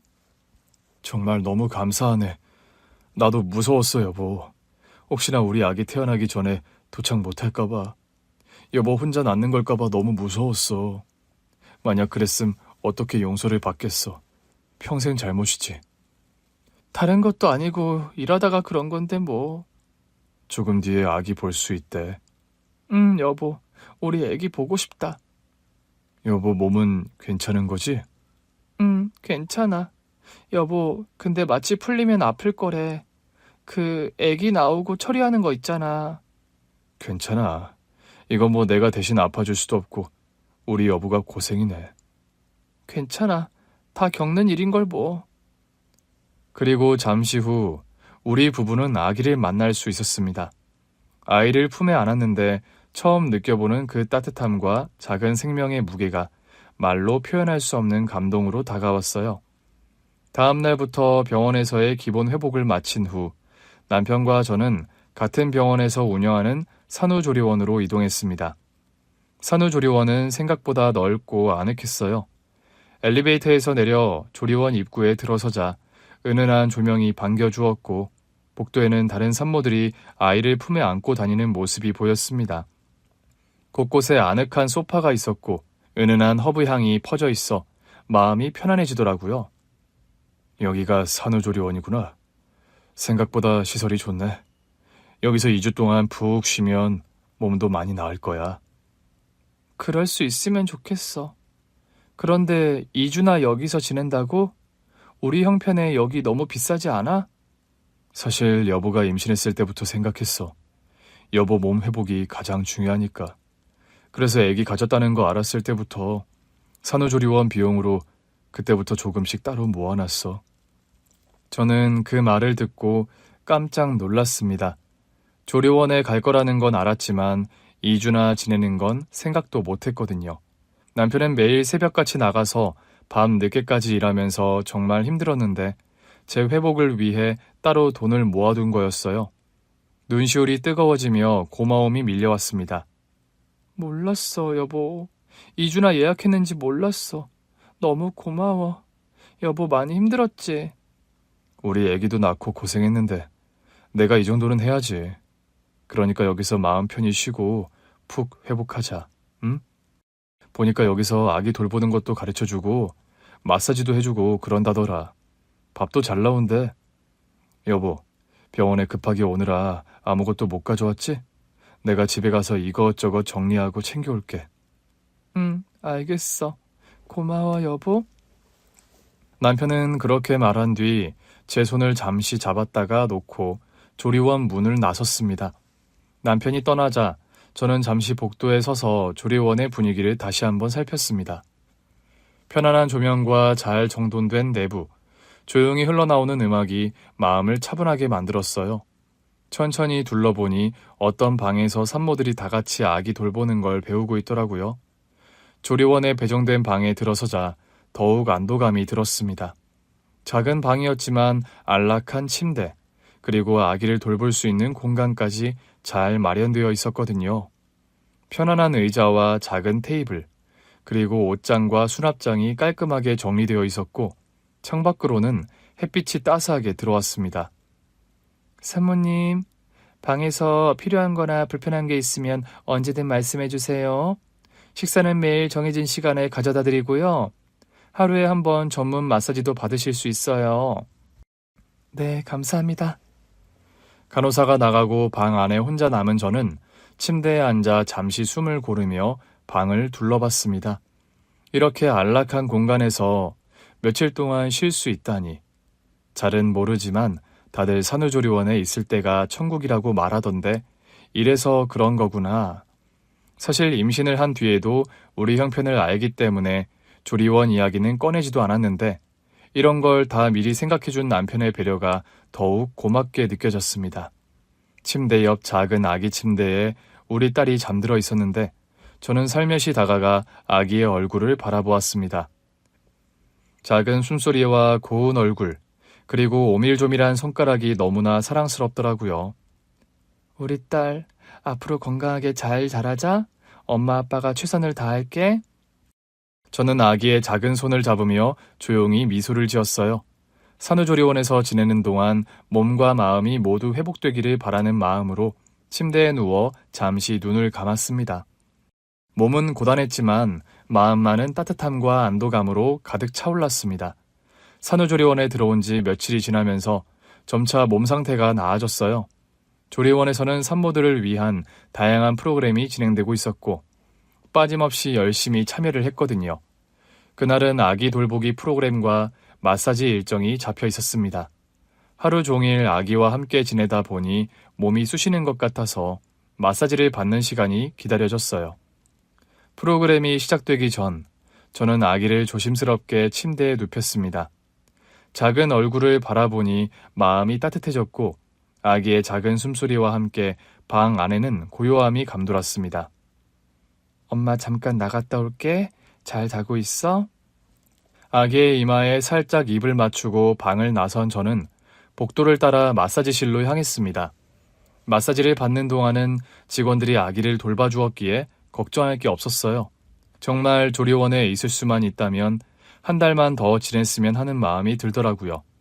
하지만 그건 말도 안 되는 욕심이었죠. 그치만 그때부터 조리원 퇴소하는 날을 생각하면 울적해지는 건 어쩔 수가 없었어요. 이런저런 생각을 하다 마사지실에 도착했는데 담당 선생님이 반갑게 맞이해 주었습니다. 김희지 사모님 오셨네요. 오늘은 허리랑 어깨 위주로 풀어드릴게요. 네, 감사합니다. 어깨랑 허리가 많이 뻐근해서요.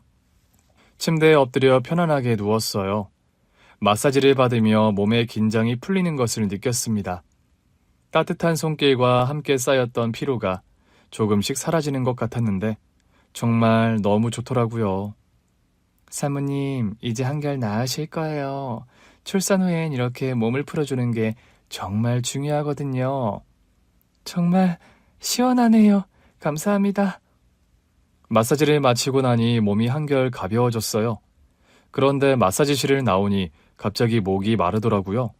복도를 따라 걷다 보니 정수기가 있는 코너에 다다랐고 물을 한 잔 따라 마셨습니다.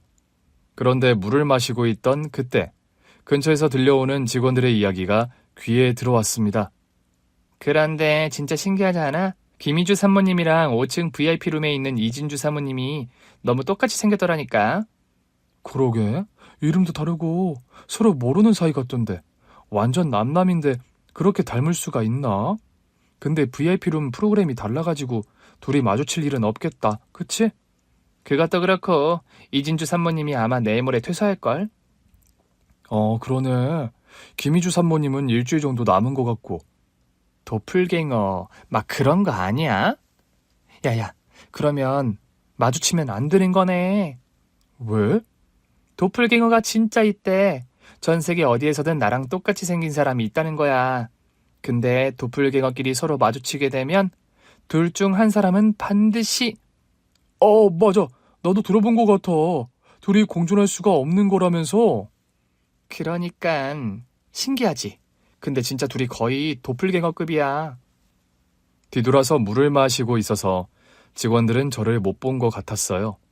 하지만 그들의 대화는 저를 얼어붙게 만들었습니다. 심장이 갑자기 빠르게 뛰기 시작하더라고요. 나랑 똑같이 생긴 사람이라니. 도플갱어?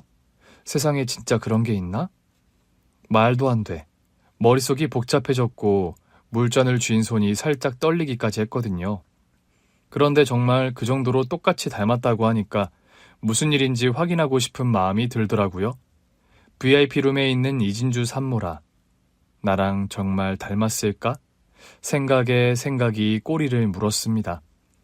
잠시 복도에 멍하니 서 있던 저는 방으로 돌아왔어요. 방 안에 들어와 침대에 앉았지만 심장은 계속 쿵쾅거렸고 마음이 좀처럼 진정이 되지 않았습니다. 확인해야 하는 걸까? 괜히 이상하게 생각하면 어떡하지? 여러 가지 생각이 머릿속을 맴돌았지만 결국 마음을 먹었어요. 그래, 가보자. 뭐 아무것도 아니고 별일 아닐 수도 있잖아. 시간을 확인해 보니 오후 휴식 시간이었거든요. 저녁 식사가 나오기 전까지 시간이 조금 있는 것 같아서 지금이다 라고 생각을 했어요. 조심스럽게 복도를 걸어 엘리베이터로 향했습니다. 5층에 도착해서 내리자 VIP룸들이 있는 전용 복도가 눈에 들어왔어요. 제가 머물고 있는 층보다 훨씬 고급스러운 분위기였고 복도는 더 넓고 조용했습니다. 살금살금 들어가 VIP룸을 하나하나 살피며 걷던 중 문 앞에 붙은 이름표에서 이진주라는 이름이 적힌 방을 발견했습니다. 진짜 이진주라는 사람이 있네? 손이 떨리는 걸 느꼈지만 어떻게든 마음을 진정시키고 조심스럽게 노크를 했어요. 잠시 정적이 흘렀는데 곧이어 방 안에서 목소리가 들려왔습니다. 누구세요? 목소리를 듣는 순간 이상하게 익숙한 느낌이 들었습니다. 얼굴은 아직 못 봤지만 뭔가 목소리까지 비슷하고 익숙한 느낌이라고 할까요? 대답을 하지 않은 채 떨리는 손으로 문고리를 잡고 살며시 문을 열었고 문이 열리자마자 안에 있는 사람과 눈이 마주쳤습니다. 그리고 서로를 본 순간 우리는 동시에 굳어버렸습니다. 마치 거울을 보는 것처럼 너무 닮은 얼굴. 저는 그 자리에 얼어붙은 듯 서 있었고 이진주라는 사람 역시 놀라움에 말을 잇지 못했습니다. 이게 뭐지? 누구세요? 저는 김희주라고 하는데요. 서로를 똑바로 쳐다보며 아무 말도 하지 못한 채 몇 초가 흘렀습니다. 너무나 닮은 얼굴을 마주한 충격에 더 이상은 입술을 떼기가 어려웠고 나와는 너무나 다른 삶을 살고 있는 이진주라는 여자를 보자 어둡고 막막하기만 했던 어린 시절이 떠올랐습니다. 제가 기억하는 첫 기억은 고아원의 작은 현관문이었어요. 낡고 오래된 나무문, 그리고 그 옆에 놓여있던 깨진 화분 몇 개. 그 화분에는 무엇을 심어도 잘 자라지 않았고 아이들은 그곳을 지나며 종종 발로 찼습니다. 고아원은 마당이 넓고 아이들이 뛰어놀기에 좋은 공간이었지만 그곳에 있는 저는 늘 외로운 아이였어요. 가족이 없는 환경 속에서 함께 자라는 아이들 사이에 섞여 지냈지만 이상하게도 마음 한구석이 허전했습니다. 어린 마음에 부모님이라는 사람들이 누구인지 또 누군지도 모르는 사람들이 보고 싶다는 생각이 들 때면 창가에 앉아 멀리 산 너머를 바라보곤 했습니다. 하지만 나이가 들면서 그 기억도 점점 희미해졌고 나를 세상에 낳아준 사람들, 부모라는 사람들이 있었다는 것조차 실감이 나지 않았어요. 고아원 원장님과 선생님들이 친절하게 대해주셨지만 가끔 밤이 되면 가슴 한구석이 텅 빈 것처럼 느껴지곤 했습니다. 고아원에서는 하루하루가 똑같이 반복되는 일상이었어요. 아침에 일어나 씻고 아이들과 함께 식사를 하고 학교를 다녀온 뒤 돌아와서 숙제를 하거나 놀이터에서 놀았고 저녁이 되면 모두 함께 모여 밥을 먹은 뒤 잠자리에 들었거든요. 고아원에서 오래 함께 지낸 다른 아이들은 서로 친하게 지내며 장난도 치고 싸우기도 했지만 저는 그런 무리 속에 잘 끼지 못했습니다. 희주야, 오늘도 혼자 있네. 다른 아이들이랑 같이 놀지 그래. 그냥 혼자 있을래요. 원장님은 가끔 안쓰럽다는 듯 저를 바라보셨고 저는 그 시선을 피하곤 했어요. 제겐 이상하게도 다른 아이들과 어울리는 것이 쉬운 일이 아니었거든요. 친구가 없는 건 아니었지만 누구와도 깊은 관계를 맺지 못했습니다. 늘 제 주변에는 보이지 않는 벽이 있는 것 같았고 그 벽을 넘을 수 없었어요. 그러던 어느 날, 제 나이 10살이었을 때 늦여름에서 가을로 넘어가던 시기, 비가 내리던 흐린 오후였습니다. 고아원에 새로운 아이가 들어왔다는 소식을 들었어요. 새로운 아이가 온다는 건 고아원에서 큰일이었기 때문에 아이들은 모두 흥미롭게 그 소식을 들었거든요. 원장님이 복도 끝에서 한 아이의 손을 잡고 걸어오고 있었습니다.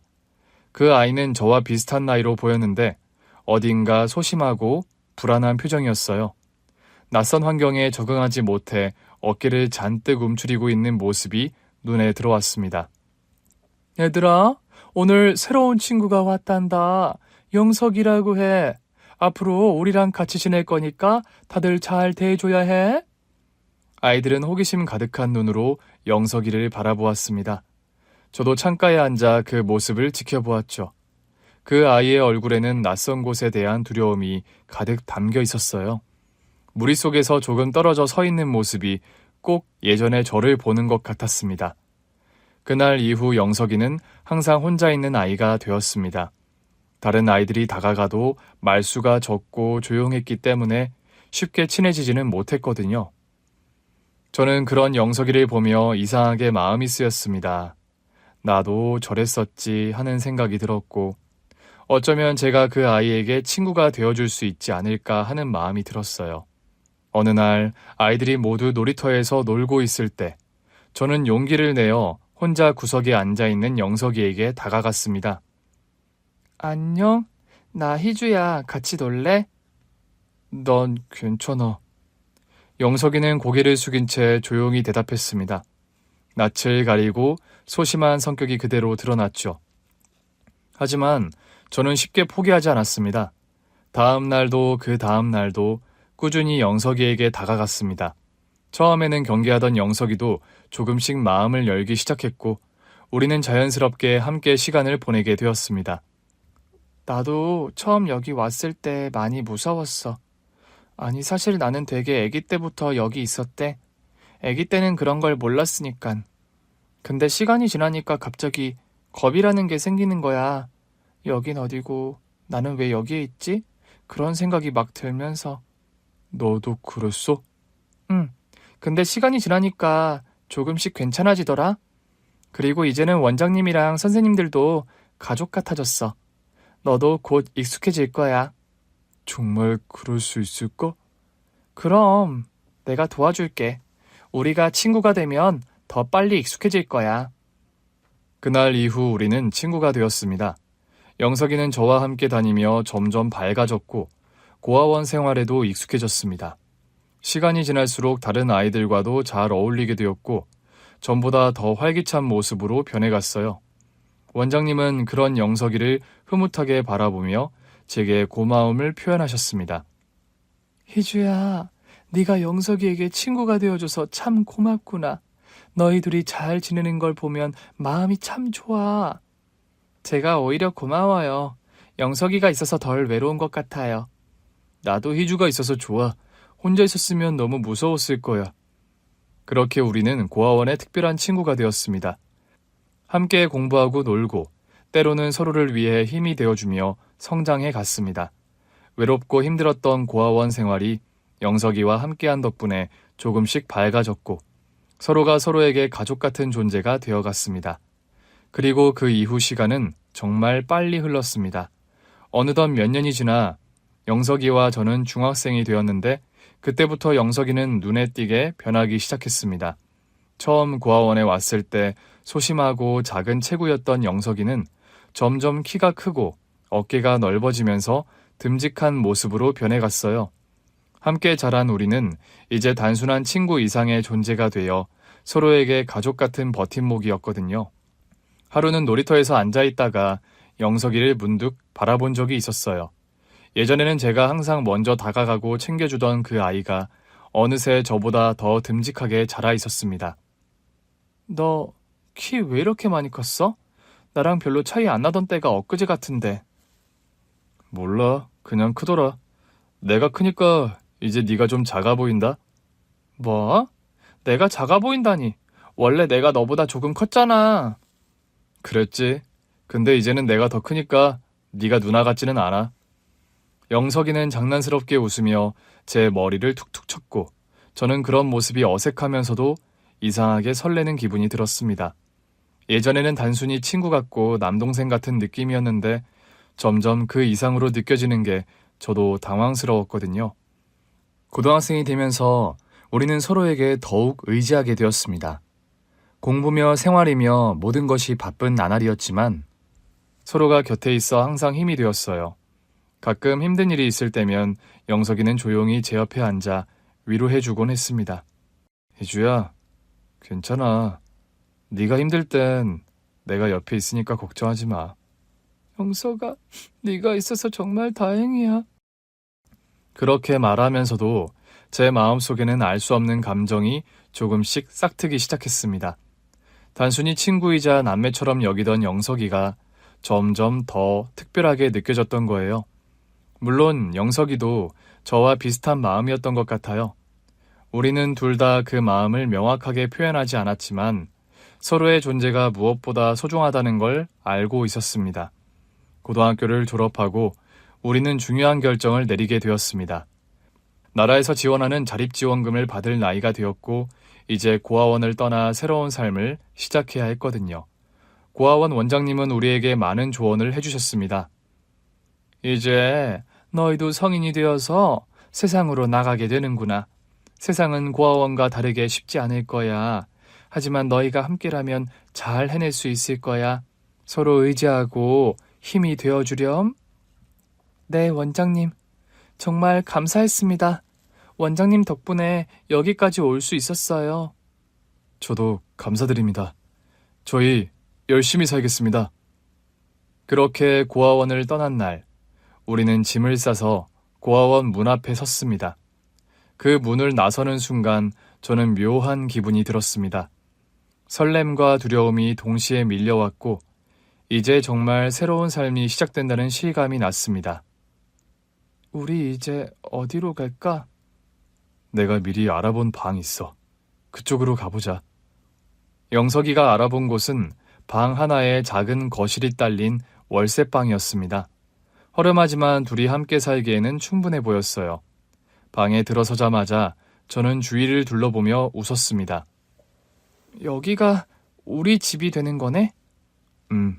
우리 둘만의 집.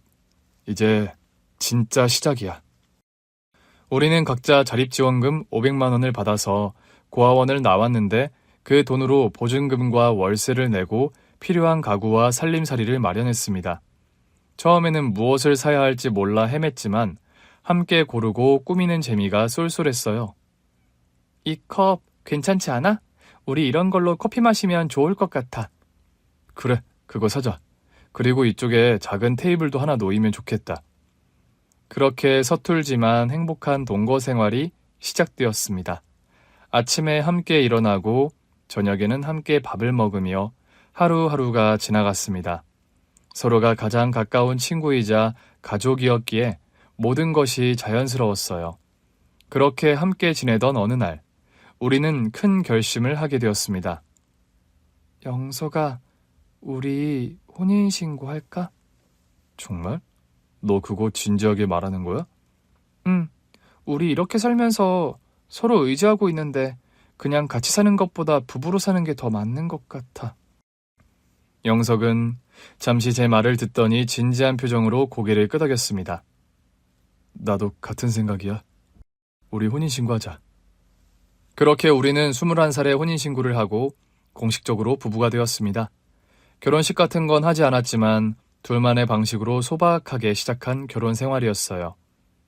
혼인신고를 하고 부부가 된 우리는 그날부터 새로운 삶을 시작했습니다.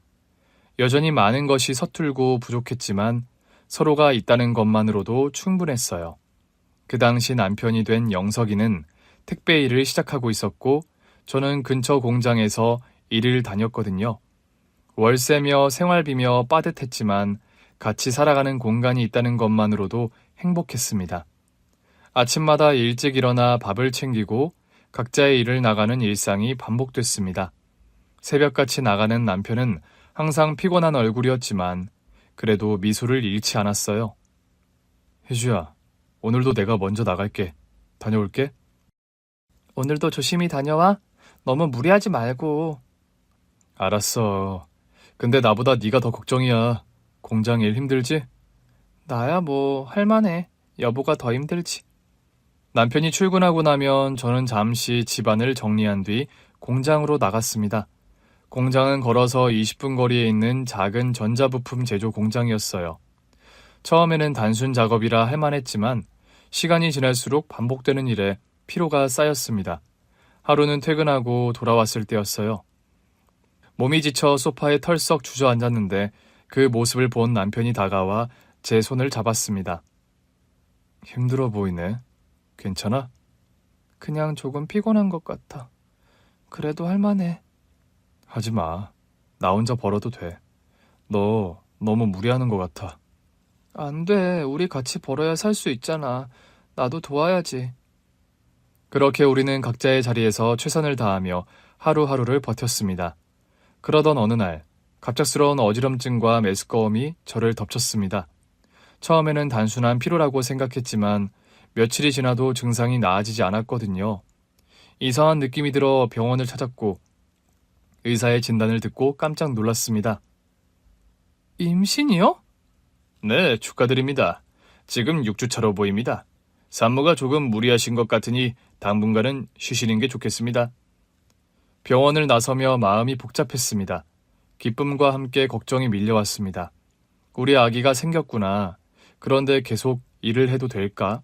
이런저런 생각을 하며 집으로 돌아갔습니다. 그날 저녁, 늦은 저녁을 먹은 뒤 설거지를 마쳤는데 남편이 피곤한 얼굴로 소파에 앉아 있었어요. 나 할 말 있어. 뭔데? 무슨 일이야? 저는 잠시 망설이다가 조심스럽게 입을 열었습니다. 나 임신했대. 이제 우리 아기가 생겼어. 그 말을 들은 남편은 눈을 동그랗게 뜨더니 한동안 말을 잇지 못했습니다. 그러다가 이내 환한 미소를 지으며 제 손을 꼭 잡았습니다. 진짜? 우리 아기야? 와, 정말 고맙다. 고마워, 희주야. 나도 너무 기뻐. 그런데 이제 어떻게 해야 할까? 나 계속 일할 수 있을까? 무슨 소리야. 너 일 그만둬. 너랑 아기가 제일 중요하잖아. 내가 더 열심히 하면 돼. 걱정하지 마. 그 이후 저는 공장 일을 그만두고 집에서 지내기 시작했습니다. 처음에는 일을 쉬는 게 어색했지만 남편이 열심히 일하는 모습을 보며 마음을 다잡았습니다. 새벽같이 나가 밤늦게 들어오는 남편을 보면 안쓰럽기도 했지만 서로를 위하며 살 수 있다는 것만으로도 힘이 났거든요. 남편은 매일 피곤한 몸을 이끌고도 집에 돌아오면 밝은 얼굴로 저를 맞이했습니다. 희주야, 오늘 뭐 했어? 몸은 괜찮고? 그냥 집 정리하고 조금 쉬었어. 당신은 힘들지 않았어? 나야 뭐 늘 똑같지. 그래도 우리 아기 생각하면 힘이 나. 그렇게 서로를 격려하며 우리는 새로운 삶을 준비해 나갔습니다. 저는 집안일을 하면서 태어날 아기를 맞이할 준비를 했고 남편은 더욱 부지런히 일하며 생활비를 감당했어요. 시간이 흐르면서 배가 점점 불러왔고 그에 따라 저는 더 많은 것을 준비해야 했습니다. 하루는 남편이 퇴근하고 돌아왔을 때였어요. 남편은 땀에 젖은 채로 들어왔고 저는 물 한 잔을 건네며 남편을 맞이했습니다. 오늘도 수고했어. 여보, 덕분에 나랑 아기 잘 지내고 있어. 내가 고맙지.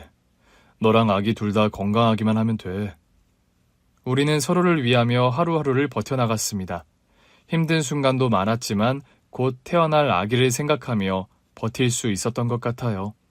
그렇게 고아원 나와 21살에 결혼한 우리 부부.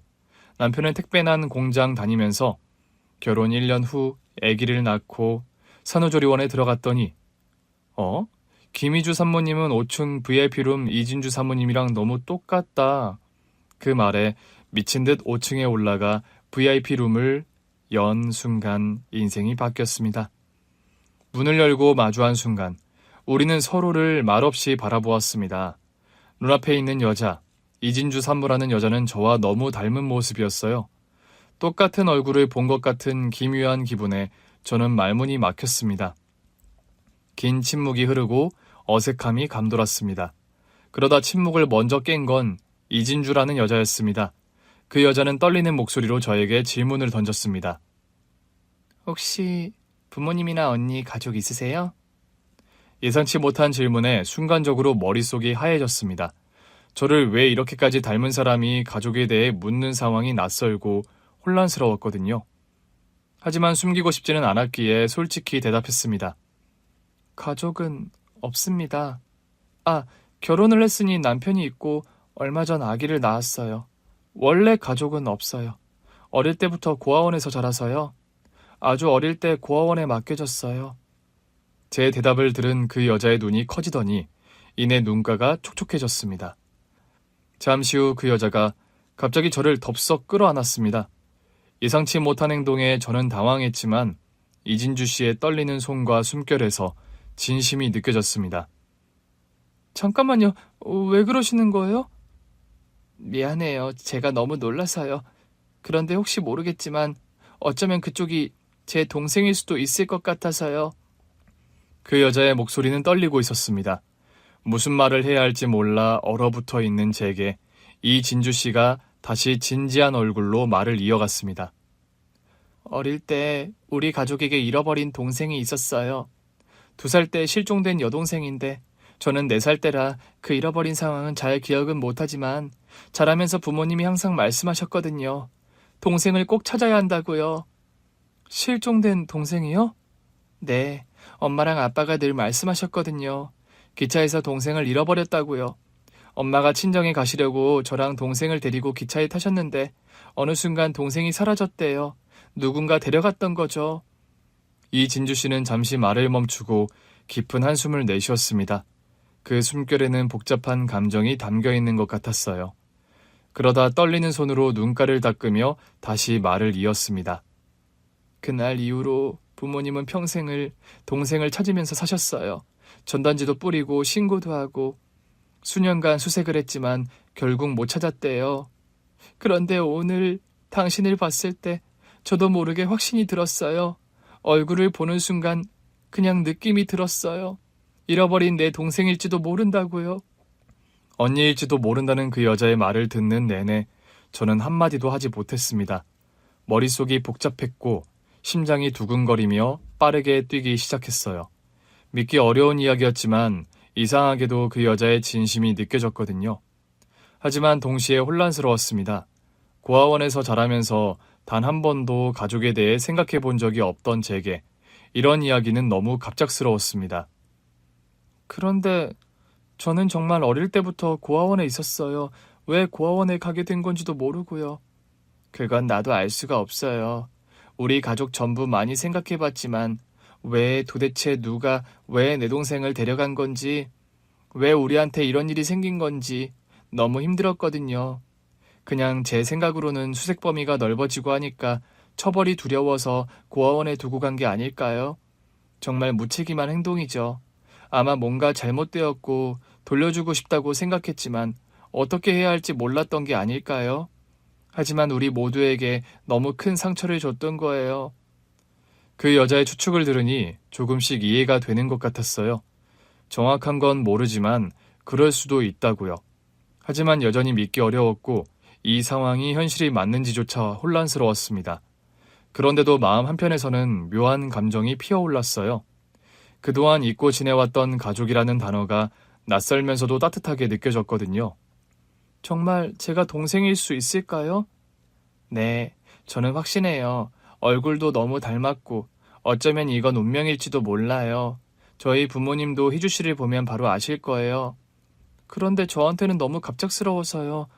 제 삶에서 가족이 있다는 생각은 한 번도 해본 적이 없거든요. 그럴 수밖에 없죠. 고아원에서 자랐다면 당연히 그랬을 거예요. 그런데 확인할 방법이 있어요. 물론 나는 지금도 너무 확신하지만 희주 씨가 못 믿겠다고 하면 유전자 검사를 받아보는 게 어때요? 저랑 같이 부모님을 만나보실 수 있을까요? 이진주라는 여자, 언니일지도 모르는 그 여자의 진심 어린 눈빛을 보면서 저는 더 이상 망설일 수 없었습니다. 모든 것이 갑작스럽고 혼란스러웠지만 만약 이게 진짜라면 가족이 있는 거였으니까요. 그냥 평생 버림받았다고만 생각했는데 그게 아닐 수도 있다는 것, 마음속 깊은 곳에서 알 수 없는 감정이 올라왔습니다. 네, 저도 확인해보고 싶어요. 정말 제가 동생인지, 부모님이 정말 제 가족인지 알고 싶어요. 그 말을 들은 그 여자는 눈가에 눈물이 맺힌 채로 고개를 끄덕이며 제 손을 꽉 잡았습니다. 고마워요. 부모님도 분명 희주 씨를 보면 기뻐하실 거예요. 우리 꼭 확인해요. 그렇게 우리는 유전자 검사를 진행하기로 했습니다. 마음속에는 두려움과 설렘이 뒤섞여 있었고 앞으로 무슨 일이 생길지 알 수 없었지만 이제는 이 상황을 받아들이기로 했거든요. 유전자 검사를 했고 시간이 지나 검사 결과가 나왔습니다.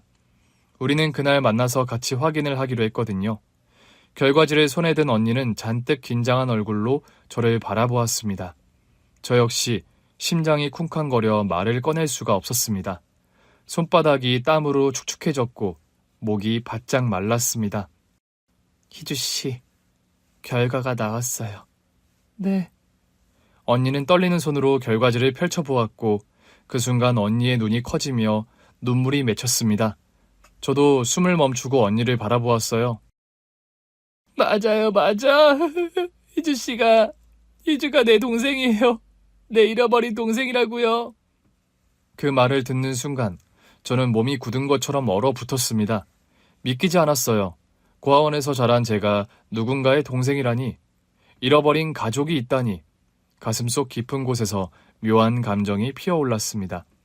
벅찬 감정과 함께 혼란스러움도 뒤따랐습니다.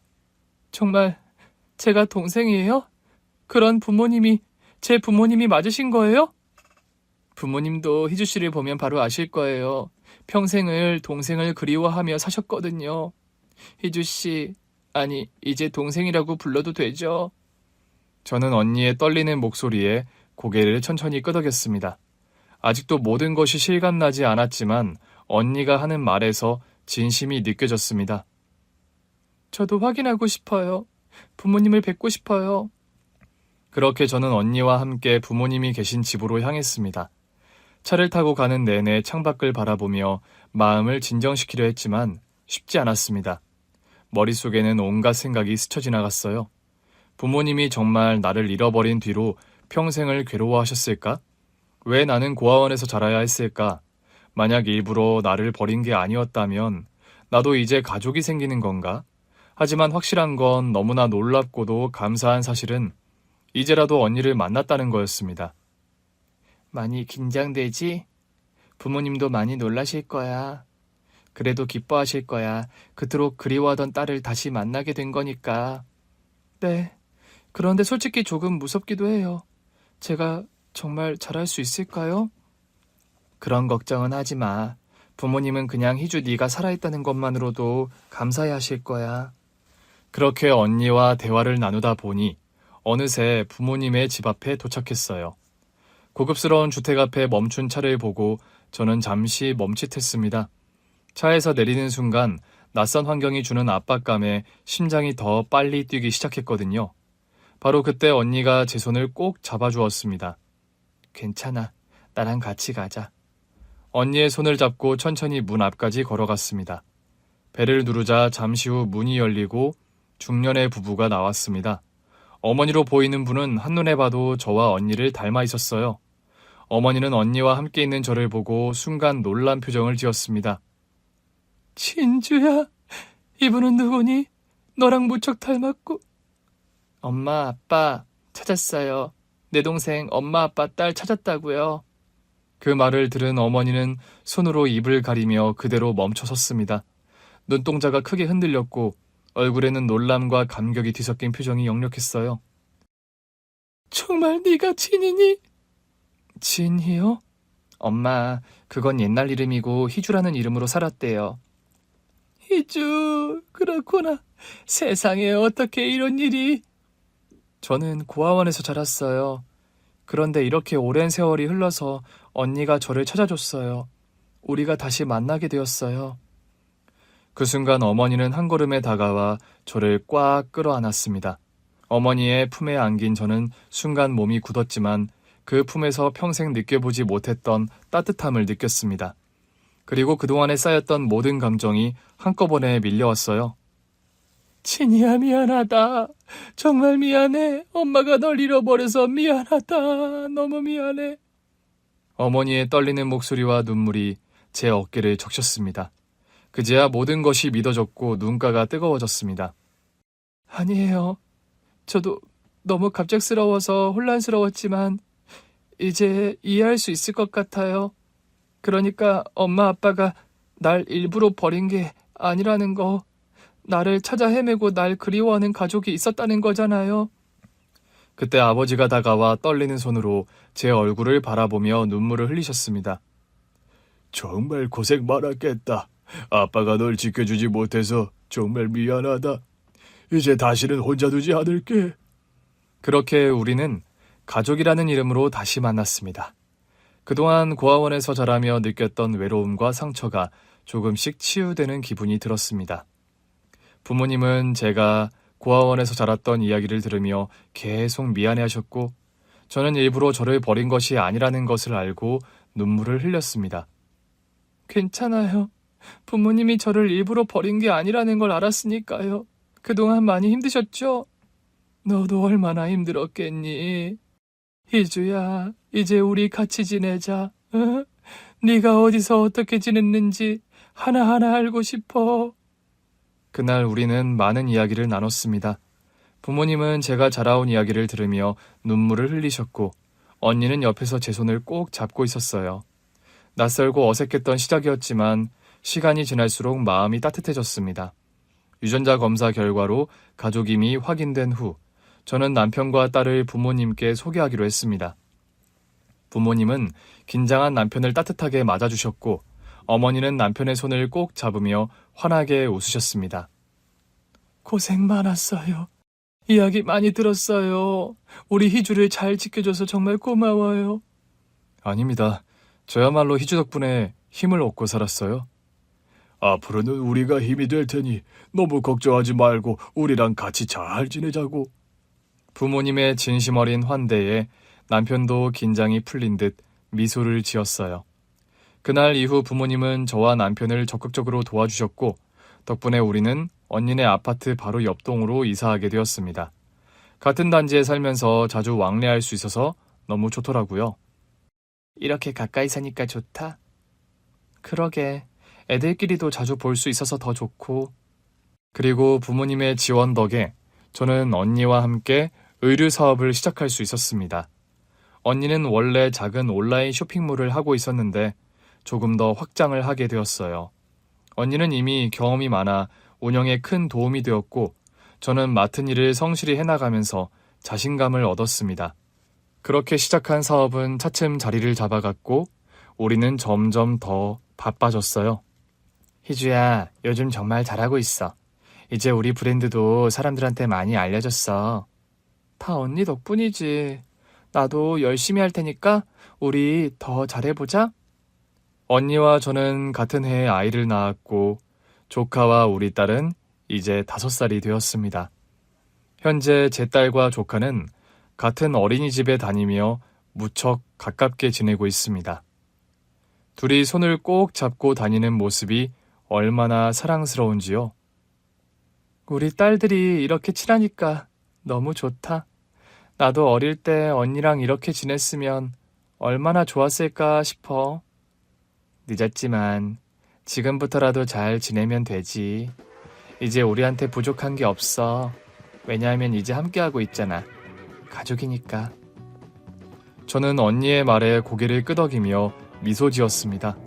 가족과 함께하는 삶은 저를 외롭지 않게 했고 또 진정한 행복과 사랑이 무엇인지 깨닫게 해주었습니다. 혼자가 아닌 가족으로서 살아가는 하루하루가 무척 소중하다는 것을 매 순간 새기며 살아가고 있습니다. 오늘 준비한 사연은 여기까지입니다. 재미있게 들으셨다면 구독과 좋아요, 알림 설정까지 눌러주세요. 그럼 저는 다음 사연으로 찾아뵐게요. 오늘도 건강하고 행복하세요.